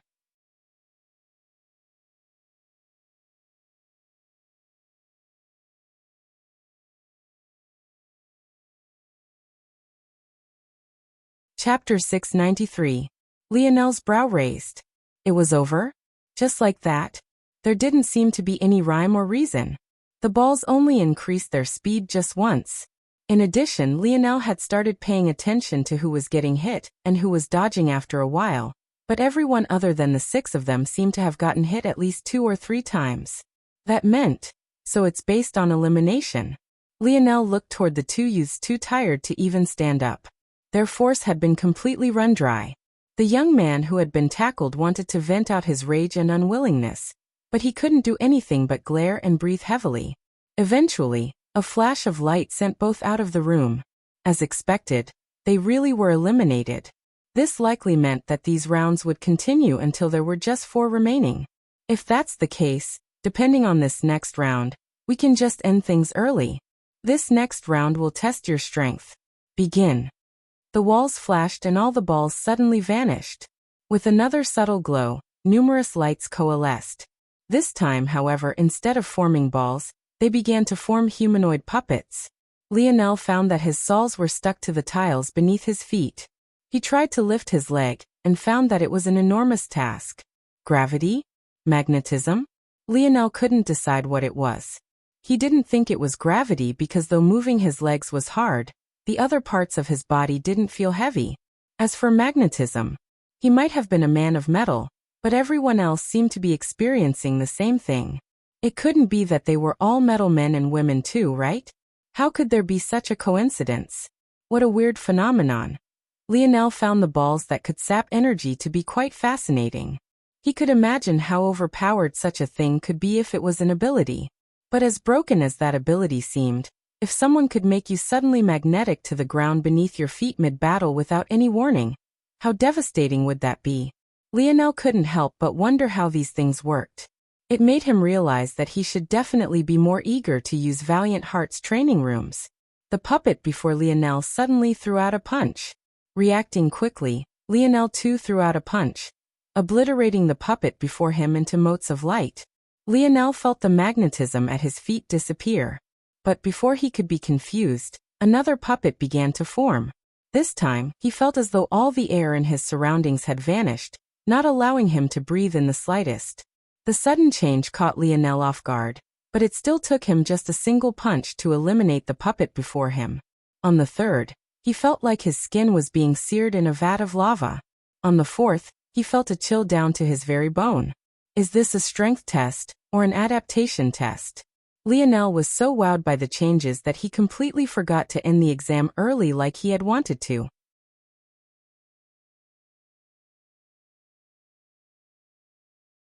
How this testing arena managed to cause so many changes in such a fine area was beyond Lionel. It was all the more shocking because Lionel knew how poor this organization's standard of force crafting was. It was impossible for them to create something like this. Second round concluded. Third round commencing. Lionel was caught off guard. Only then did he realize that he had gotten completely lost in his analysis. Maybe he liked force crafting for more than just defeating his father one day. He didn't even realize how ingrained it had become to his very being. 2 more youths who couldn't survive the round were suddenly teleported out. No, it wasn't 2, it was actually 6. Lionel raised his brows. It seemed that they had all fallen at the same stage, so they were taken out together. Some of them were convulsing, obviously still stuck in whatever harsh environment they had been feeling. Just like that, only 10 remained. This round will test your speed. Begin. Lionel's eyes flashed, his body instantly flickering to the side. A sharp silver dagger whizzed by him. Another dodging test? Lionel raised an eyebrow. But he had hardly finished the thought when the dagger suddenly stopped midair, flipped backward, and headed for him again. Oh, Lionel rolled out of the way, narrowly dodging the dagger again. But some others weren't lucky. This time, not only did they feel a piercing pain, freezing their nervous system for a moment, but their stamina and force was snatched away once again. The corners the dagger took to stab toward Lionel grew sharper and sharper. Eventually, it reacted so fast that Lionel didn't even have the option to stay in the same place. He swiftly dodged backward, the dagger bearing down on the tip of his nose. Lionel almost became cross-eyed trying to keep his gaze locked onto it. What a test! They want us to display this level of speed in a 20 by 20 meter room with 9 other competitors amongst us? The worst part is that they didn't even make any effort to separate out allies from one another, so there are most definitely people who will work together. Unless? If this was done on purpose, Lionel could see it having a potentially good effect. Teamwork was good for the sake of building the foundation of an organization. But Lionel felt it would be better to promote this teamwork against their enemies, not their fellow students. The more Lionel thought about it, the more likely he felt it wasn't a coincidence that Hero Peak had sent exactly 4 to participate in this test. And it was most definitely not a coincidence that they had all come together at the very last minute. Even later than he and Aina, Lionel sent a gaze over toward Aina. Considering her speed, he wasn't worried about her. What he was worried about, though, was Lionel's eyes narrowed. Even without turning, he could feel that someone had targeted him from the back.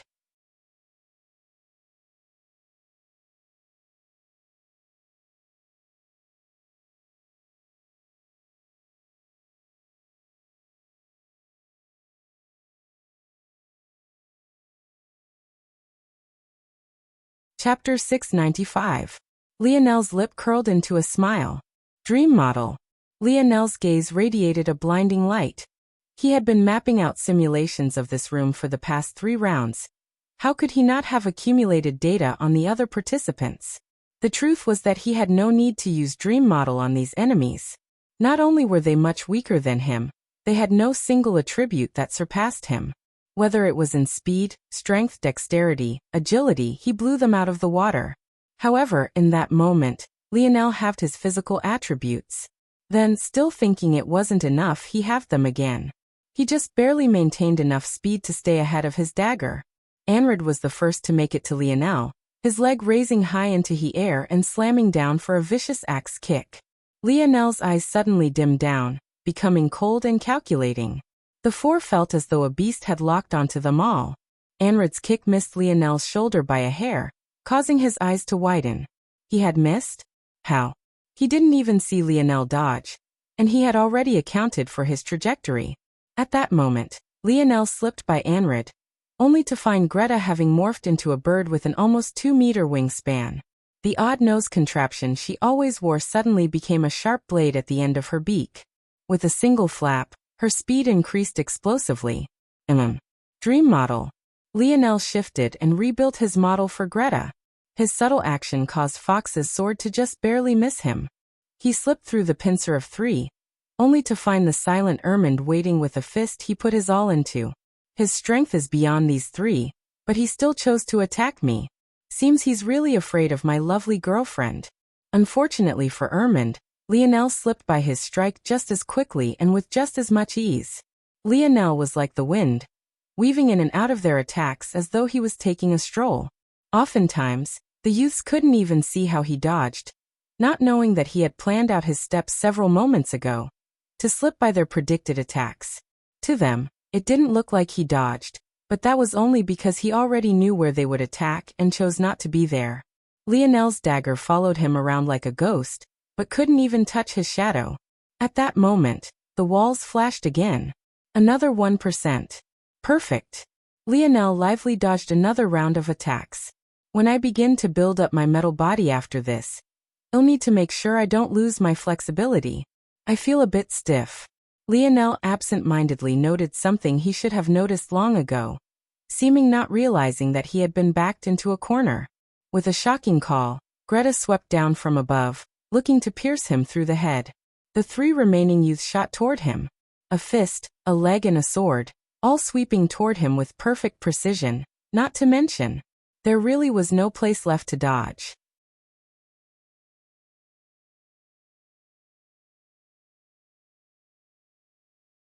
Then, he'd really be able to take advantage of his haul, courtesy of the King of Oars.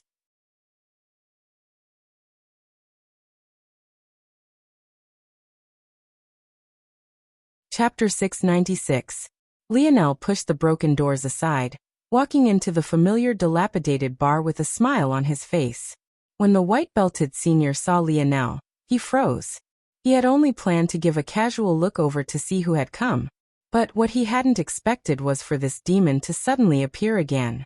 Hey, Lionel grinned, sitting at the bar. Long time no see. The freshman bar was quite full at the moment. Usually, most would be out on missions right now with the new rules that had been implemented. However, with the sudden danger of the Oryx now being common knowledge, few freshmen still dared to venture out. Without a thing to do, and with even the most common of training centers now requiring merit points to operate, the freshmen only really had three options: risk their lives, go sleep in their dorms, or hang out here. It was unsurprising, then, that most chose to come here. By now, news of Lionel had spread amongst the freshmen, and though many couldn't pick him out by his looks, there were still a good few that could. As such, it was no surprise, then, that his appearance caught no small amount of attention. The bartender shivered under Lionel's gaze, but did his best to regain his composure. Seeing how innocent Lionel looked now and comparing him to the monster he had seen before, it was really like night and day. He really had no idea who the true Lionel was. "What's your name?" Lionel asked politely. "I'm called Mernick." Lionel nodded. "Mernick, I'm about to do something that will probably cause you a lot of trouble. But in return, I'm willing to extend you protection should you need it. In addition, if you don't mind, I wouldn't have a problem if you continued to work here." Mernick gulped down hard, his pupils trembling. At that moment, he had a hard time maintaining eye contact with Lionel. What do you want to do?" Lionel sighed. He really did feel a bit bad. But he also needed this place. "This store, I need it. I'm officially issuing a challenge. Your boss can come here to defend this place, or I'll take it for myself." Mernick really wanted to shed tears at this moment. Why would a white belt come be a bartender at this place filled with freshmen? The answer was obvious. It was him who was tasked with maintaining order and rebuffing these challenges. The owner of this store only casually used it to make some passive income, but it was still a store that had been passed down through several generations of their family. It might be shabby, but enough ants could even kill an elephant. The freshmen didn't spend a lot in this place, but there were so many freshmen and so few places for them to gather that this place made quite a sum, even though it wasn't comparable to the best bars and restaurants Valiant City had to offer. Mernick, thanks to his position, was able to greatly benefit from this. But, with these benefits came harsh requirements as well.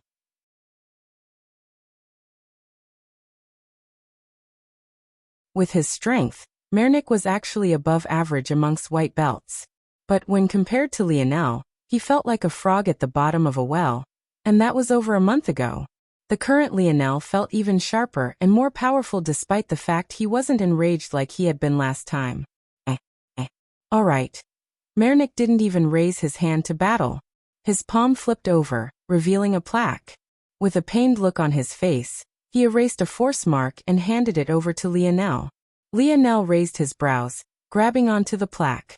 After a quick sweep of his senses, he realized it was an ownership plaque that seemed to have the unique ability of reading one's force signature. Interesting concept. Lionel nodded and chose to use his star force to leave behind a mark, using the unique pulses of his 3-star constitution that had yet to display its true might. In that moment, a hidden formation beneath the store rumbled. Dong, dong. A pillar of light shot into the air, forming a beautiful pink-red emblem. The light formed a budding rose with 2 horns crossed in the back. It was quite an elegant emblem, and even seemed somewhat feminine. Or, rather it would if not for the roaring black bear that took up its background. Lionel raised his brows. So much fanfare for such a small shop? Mernick's lip twitched. Did this person not do any research before he chose to take this action? Were all strong people like this? Acting first then thinking later? This shop might look run down, but that was a testament to its age, not its quality. The past few owners of this shop just couldn't bother to take care of it. But even then, it took hundreds of years for its state to become like this. This spot was one of the oldest in Valiant City, and also happened to have been in the hands of a senior, whose family had one of the longest tenures in shop ownership as well. Due to this, the union this shop was under wasn't a small one either. In fact, this union was under the jurisdiction of one of Valiant Heart Mountain's 3 most powerful factions, the Bear Rose faction. In terms of most powerful factions on Valiant Heart, there were 3. One was Raylion's Hero faction, practically taking the entirety of Hero Peak as its stomping grounds. The second was the Severed Heart faction, which was headed by one of the few geniuses outside of Hero Peak that could stand amongst Hephaestus and Raylion. And the third was the Bear Rose faction, formed by the preeminent genius of Honor Peak. It was the existence of Severed Heart and Bear Rose that made many think that Raylion was levying a challenge toward either Honor or Brave Peak when he called for his meeting. But at this moment, Lionel had just done something that hadn't occurred in over a century. He dared to snatch a store under the protection of a union, and had kicked a bee's nest. In the skies above, the emblem of the Bear Rose faction crumbled into motes of light, leaving nothing but a pillar of white.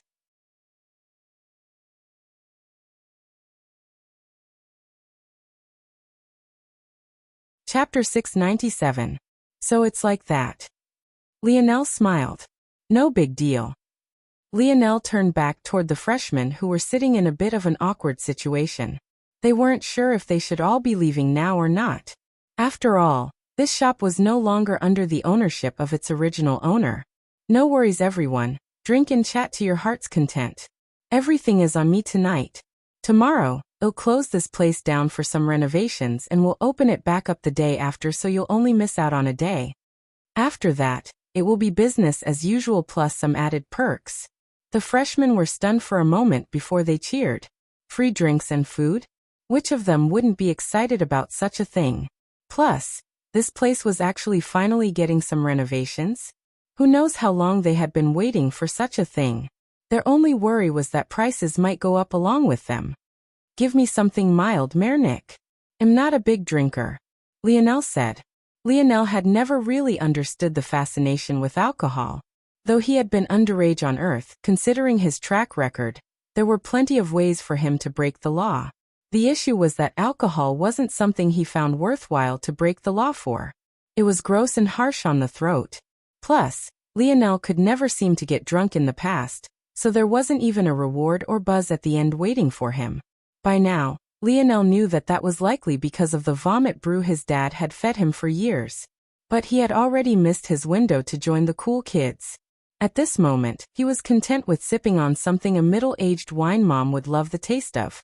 He could almost hear his teammates jeering him in the back. Even Mernick was giving him weird looks.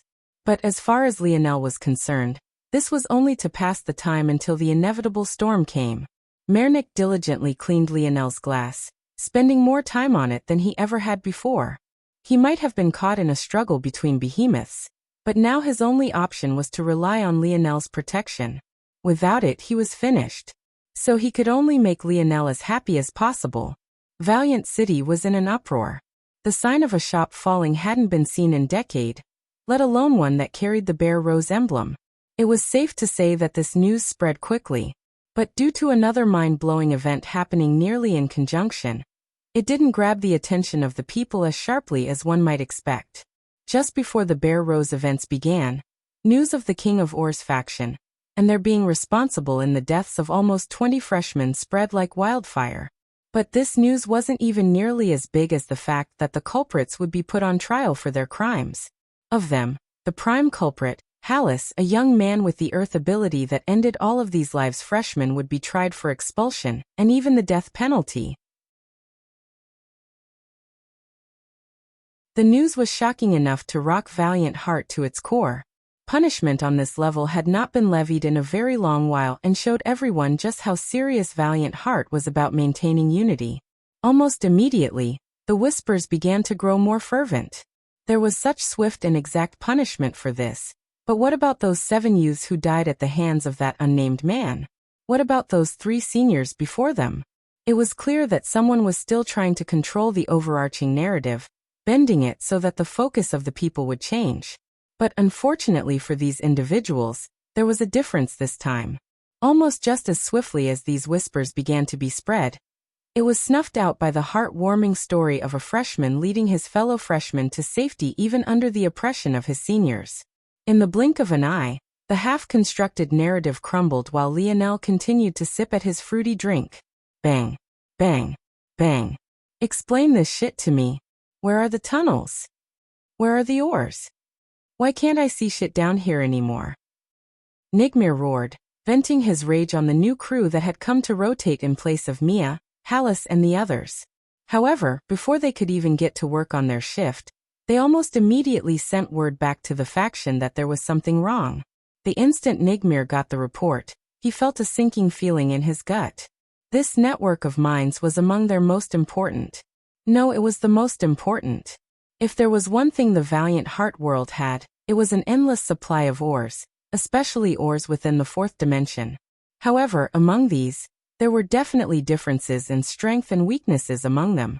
This or network, on top of being relatively close to the mountain pass, and thus much easier to defend compared to others, it carried two of these precious ores.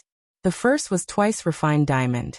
This ore was known for its hardness just like normal diamond, but its chemical structure was several times more robust to the point where only someone with strength nearing the fifth dimension could use it in metal work.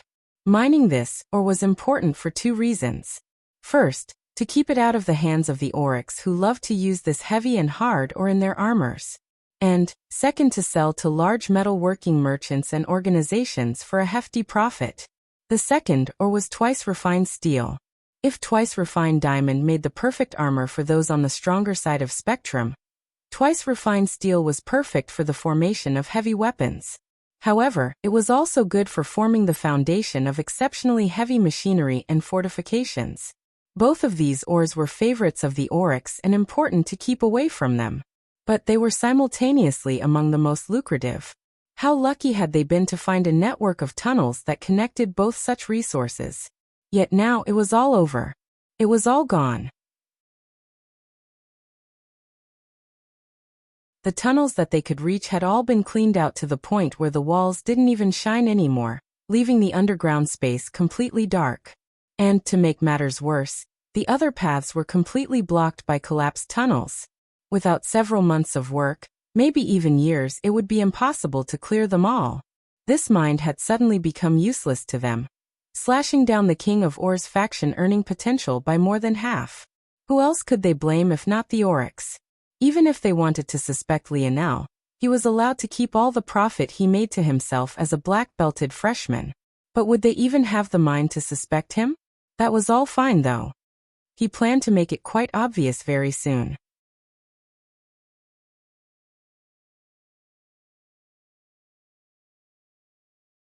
Chapter 698. Lionel sat silently, sipping at a sweet drink. In his fingers he rolled what looked like a silver ring, sliding it between his digits with a deft flexibility. His hands seemed capable of performing tasks that would otherwise be impossible. This ring, what is it? Lionel found it hard to believe that someone like Senior Lou could be holding on to something so valuable. But when it came to random events of the universe, who was Lionel to say that he could perfectly understand them all? Lionel had already been trying to dream sculpt this ring for the better part of the last half an hour, but he was still only half of the way there. To put this matter into perspective, after Lionel reached the peak of the fifth dimension with his calculative mind ability, completing a dream sculpt for even one of his quasi-bronze spears would take a few minutes at worst, and that was a treasure at the very peak of the fourth dimension. Lionel had never tried to dream sculpt his quasi-silver spear before, but he really wasn't sure if even it would take so long. If he had to guess, the times would be fairly close. If Lionel used this to deduce the value of the ring, it would at least be of the fifth dimension. Once he broke things down like this, it wasn't impossible to believe that Lou could get his hands on such a thing. After all, as a student of valiant heart, he had the potential to one day become a fifth-dimensional existence, even though the probability was smaller than running into this ring in the first place. Intuition told Lionel that maybe even Lou didn't know what this ring was, but he kept it close, understanding that it had to be special. Considering the sly nature of that Senior Lou, this did indeed sound like something he would do. Lionel sighed. He couldn't help but think of nights Lou probably stayed up dreaming of what kind of treasure this ring would bring him to, hoping that he would shoot into the stars in one sweep the moment he learned of its secret. And yet now, those dreams had been stamped out, and the final light of his hopes was now rolling between Lionel's fingers so casually. This world is a cruel place, Lionel thought to himself. Ultimately, Lionel decided that he would need to ask the dictionary about this. But before that, he would need to find a quiet place. Bang! The small shop suddenly shook, a violent force flinging the doors from their handles. A few shrieks sounded amidst the freshmen as they scurried out of the way. But, with their talent, such a flimsy, half-rotten door couldn't cause any severe harm to even the weakest of them. What could cause harm, though? was the force that had sent it flying. Who was it? Which bastard dares provoke Bear Rose? The members of Bear Rose had come here with fires in their bellies. No matter how they thought of it, they were certain that Hero Peak had begun making their move again. What bullshit abolition of the peak system. Anyone with half a brain knew that peaks still existed. They just hid behind the label of factions all the more now. This rule change only gave Hero Peak more freedom to snatch resources. However, the cohort of Hero Peak dogs they expected to find here weren't here at all. Rather, a singular young man walked out from the now broken doorway, standing before them all. Bear Rose had come prepared for an all-out war. Not knowing that they had been challenged by a brat who had barely been here for 2 months, they brought a full entourage of several white belts, and even sent a blue belt to lead them all. Their lineup consisted of one of their most talented upper mid-level teams and totaled 9. They almost opened their mouths to tell Lionel to get the hell out of the way until they all froze seeing the plaque in his hands. Lionel scanned the 9 before him. 8 white belts and 1 blue belt. Each of them wore the emblem of Bear Rose on the belt fabric that hung between their legs, making their affiliations quite clear. This shop. Lionel pointed over his shoulder. I'm taking ownership of it. The members of Bear Rose were stunned. The spectators who had come here for a good show, hoping to see a clash between Bear Rose and Hero, were also stunned. By this point, Lionel hadn't even switched off his black belt for his white belt yet. But even if he had, the reaction wouldn't be any less speechless. It only made it all worse that Lionel was wearing no emblems to speak of. The blue belt who led the group narrowed his eyes. His arms crossed over his broad chest, pressing down the dense patches of hair that covered his torso almost like coarse fur. Even with his arms crossed, he still held 2 massive hammers connected by a single thick chain. He looked toward Lionel deeply, his spine tingling. This young man before him was too calm. You, a freshman, decided to challenge my Bear Rose faction? Well, I didn't choose to challenge you specifically. I just happen to need this store. Lionel replied.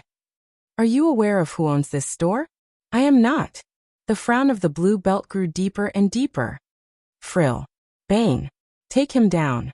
Losing his patience, the commander coolly commanded. Since this freshman didn't know what was good for him, it was best that they deal with this quickly. The more time they spent here, the longer Bear Rose's name would be dragged through the mud. Even Hero didn't dare to provoke them so casually. Without a word, 2 white belts shot forward. As though by prior agreement, they weaved in and out of each other's paths, appearing before Lionel in a flash. Their legs whipped out like vipers, each aiming for a side of Lionel's head.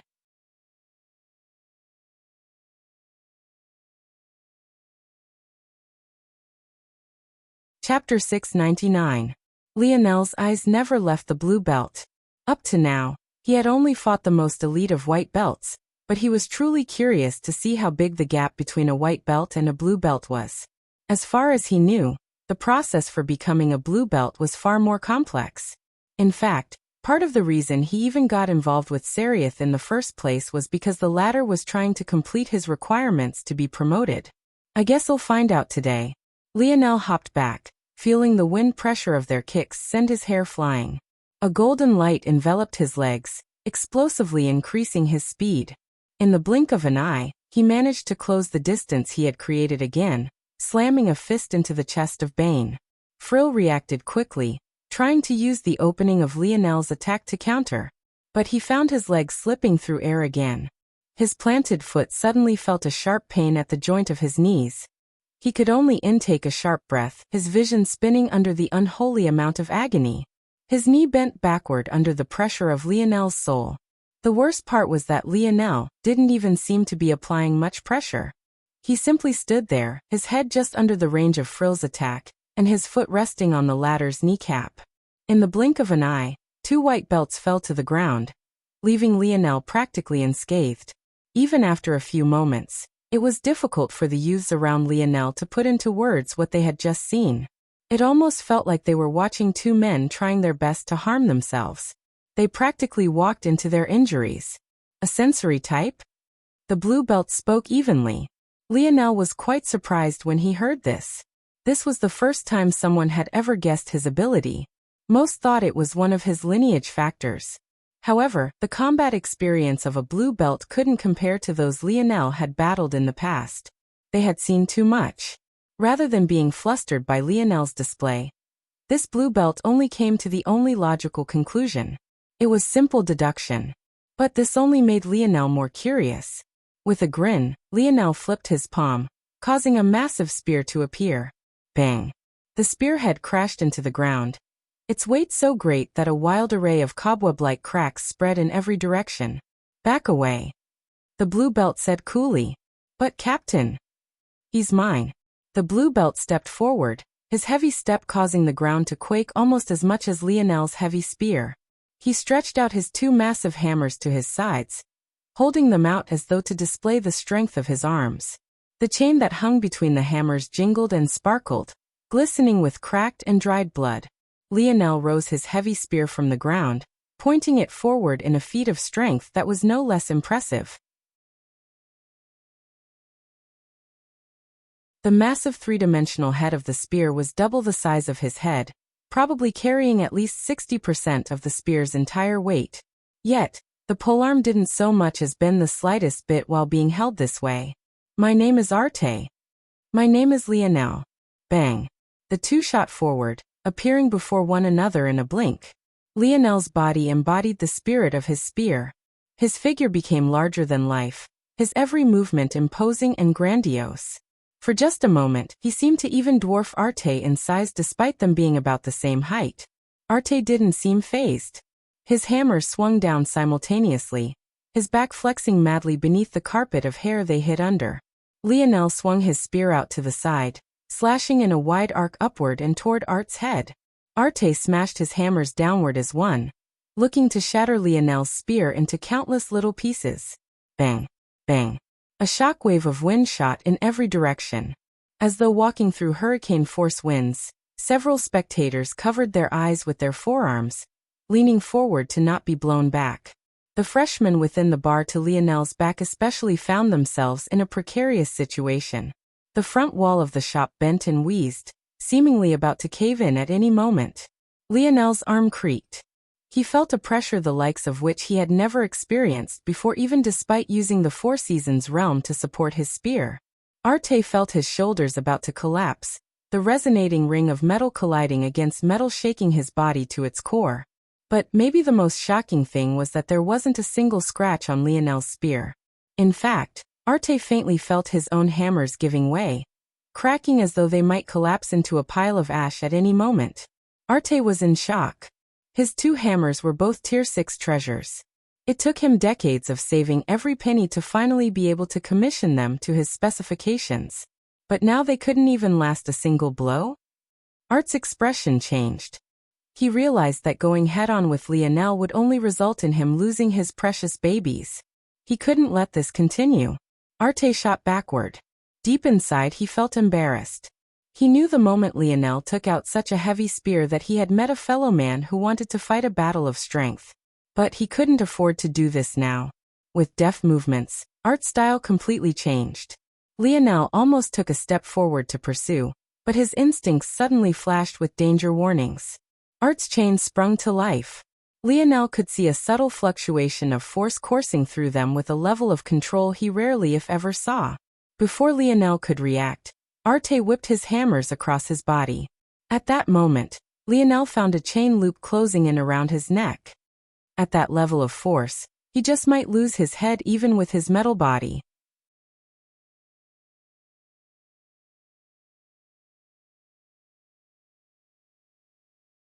Chapter 700. Lionel's eyes flashed. With quick movements, his heavy spear disappeared. Replaced by a twin set of spears he immediately speared into the ground on either side of himself. Clang! The chains rang out, clashing against the polearm of the spears. Lionel leapt into the air, balancing the tips of his toes on both spears, and pushing against them to stop the chains from closing in any more. Arte felt a strong repulsive force, stopping him from tightening the chains any further. He was shocked by Lionel's response, but his lip couldn't help but twitch when he saw the quality of the spears Lionel was using as footrests. Where the hell was this freshman getting all of these weapons from? Unfortunately for Arte, Lionel's unconventional response had a purpose. Lionel's palm flipped over, revealing a tall, sleek black bow. In the blink of an eye, he had released 3 arrows. They streaked across the slowly setting sky of dusk, reflecting the gorgeous violet and deep red hues of the sun above. Arte reacted quickly, releasing his grip on one hammer and pulling back on the other hard. The chains were finally free. A hammer shot out like a cannonball. Arte pulled back so hard that Lionel felt his footing quake. Sparks flew as the chain slid across the polearm of the 2 spears. The hammer wrapped around one edge, changing trajectory and shooting for Lionel's head as though it had a mind of its own. At that same instant, Arte roared. He raised his remaining hammer, continuously pulling back to give the other more and more speed. When he reached his peak, his arm flexed, swinging downward with all his might. Bang! Bang! Bang! At the exact moment Arte countered Lionel's 3 arrows, sliding back further and further with every strike, the hammer had accelerated toward Lionel's head, having every intention of decapitating him. How clever! Lionel's eyes flashed. His own attack ended up giving Arte even more momentum. As he pulled back further, the hammer linked to the chain shot toward Lionel even faster. Lionel's gaze suddenly glowed with something other than coldness or surprise. It was excitement. He felt his blood boil. The whistling wind of the hammer shooting toward him making his nerves scream. Calculations ran through Lionel's mind at a speed that was inconceivable to most. As clever as Art's attack was, it had one fatal flaw. Lionel's feet shifted. The spears he balanced upon shook, pulling against the chains still sparking against them. The trajectory of the hammer shifted, flying over Lionel's head by barely an inch at the very last instant. It wrapped around the 2 spears, shooting back toward Arte. However, it was then that Lionel suddenly grabbed at the flying hammer. At that moment, it was flying at several hundred kilometers an hour, being just shy of the speed of sound. Trying to grab onto such a thing at that moment, even if you succeed, felt no different from courting death. And if you failed, the best that you could hope for was a lost hand. However, as though it was the most normal thing, Lionel completed it all in a single motion. Runes flickered to life across his skin, a surge of bronze violet hanging around him as a halo manifested above his head. He looked like a Roman god, his eyes filled with a confidence that could topple worlds. At that moment, his image was imprinted into the minds of all those present. The instant Lionel grabbed onto the hammer, his body shot forward. His reached out his free hand, causing one of the spears to shoot out of the ground and slam into his palm. Art's expression changed, suddenly finding Lionel flying toward him at impossible speeds. Give up his hammers? That was impossible. Control it as he had been previously to change Lionel's trajectory? That seemed like the best choice. But at that moment, Arte found that his weapon wasn't responding to him. All the force he tried to pour into it was blocked, countered by an opposing force that could have only come from Lionel. Art's eyes widened, unable to wrap his brain around what was happening. But Lionel didn't allow him to think for very long. The spear he grabbed didn't remain with him for a long while. Using his momentum, Lionel's arm became like a cannon, shooting his spear out like a harpoon. It flew toward Arte as though a star streaking across the skies. Art's eyes lit with panic. The distance was too close and his hammer wasn't responding to him. Even if it was, considering the quality of Lionel's weapons, could he even block such a thing safely? Arte roared. Absolute control. His force erupted, his hand stretching outward. He poured all his strength into his free hand, reaching out for the spear streaking through the skies. Bang! Art's arm ripped backward at an awkward angle, his shoulder popping out of its socket. He grimaced, his face turning pale. However, it was at that moment that Lionel reached him. A heavy spear appeared in Lionel's hand again. But at that moment, Arte felt like falling to his knees. A heavy air suddenly wrapped around him, making it feel as though his own weight had multiplied by several times over. One arm held onto Lionel's spear, unable to produce any strength after its dislocation. The other was prepared to raise his hammer up and stop Lionel's charge. But now it felt heavier than ever, as though the weight of the world had fallen onto him. His timing was thrown completely off. He couldn't even counter when Lionel reached his range. Lionel shifted the blade of his heavy spear, streaking through the skies. He slammed the flat of it against Art's chest. Arte felt his ribs cave in, all the air in his lungs shooting out at once. He shot backward like an arrow from a bowstring, crashing over 100 meters away, unable to stand. You're tuning in to the Lee May's Sword of Destiny YouTube channel. We're so grateful for your support, and don't forget to subscribe to join us on this incredible journey through captivating stories. Your generosity through donations truly makes a world of difference, as it's the primary source of revenue that allows me to expand and enhance this channel for you. Thank you from the bottom of my heart for being a part of this adventure.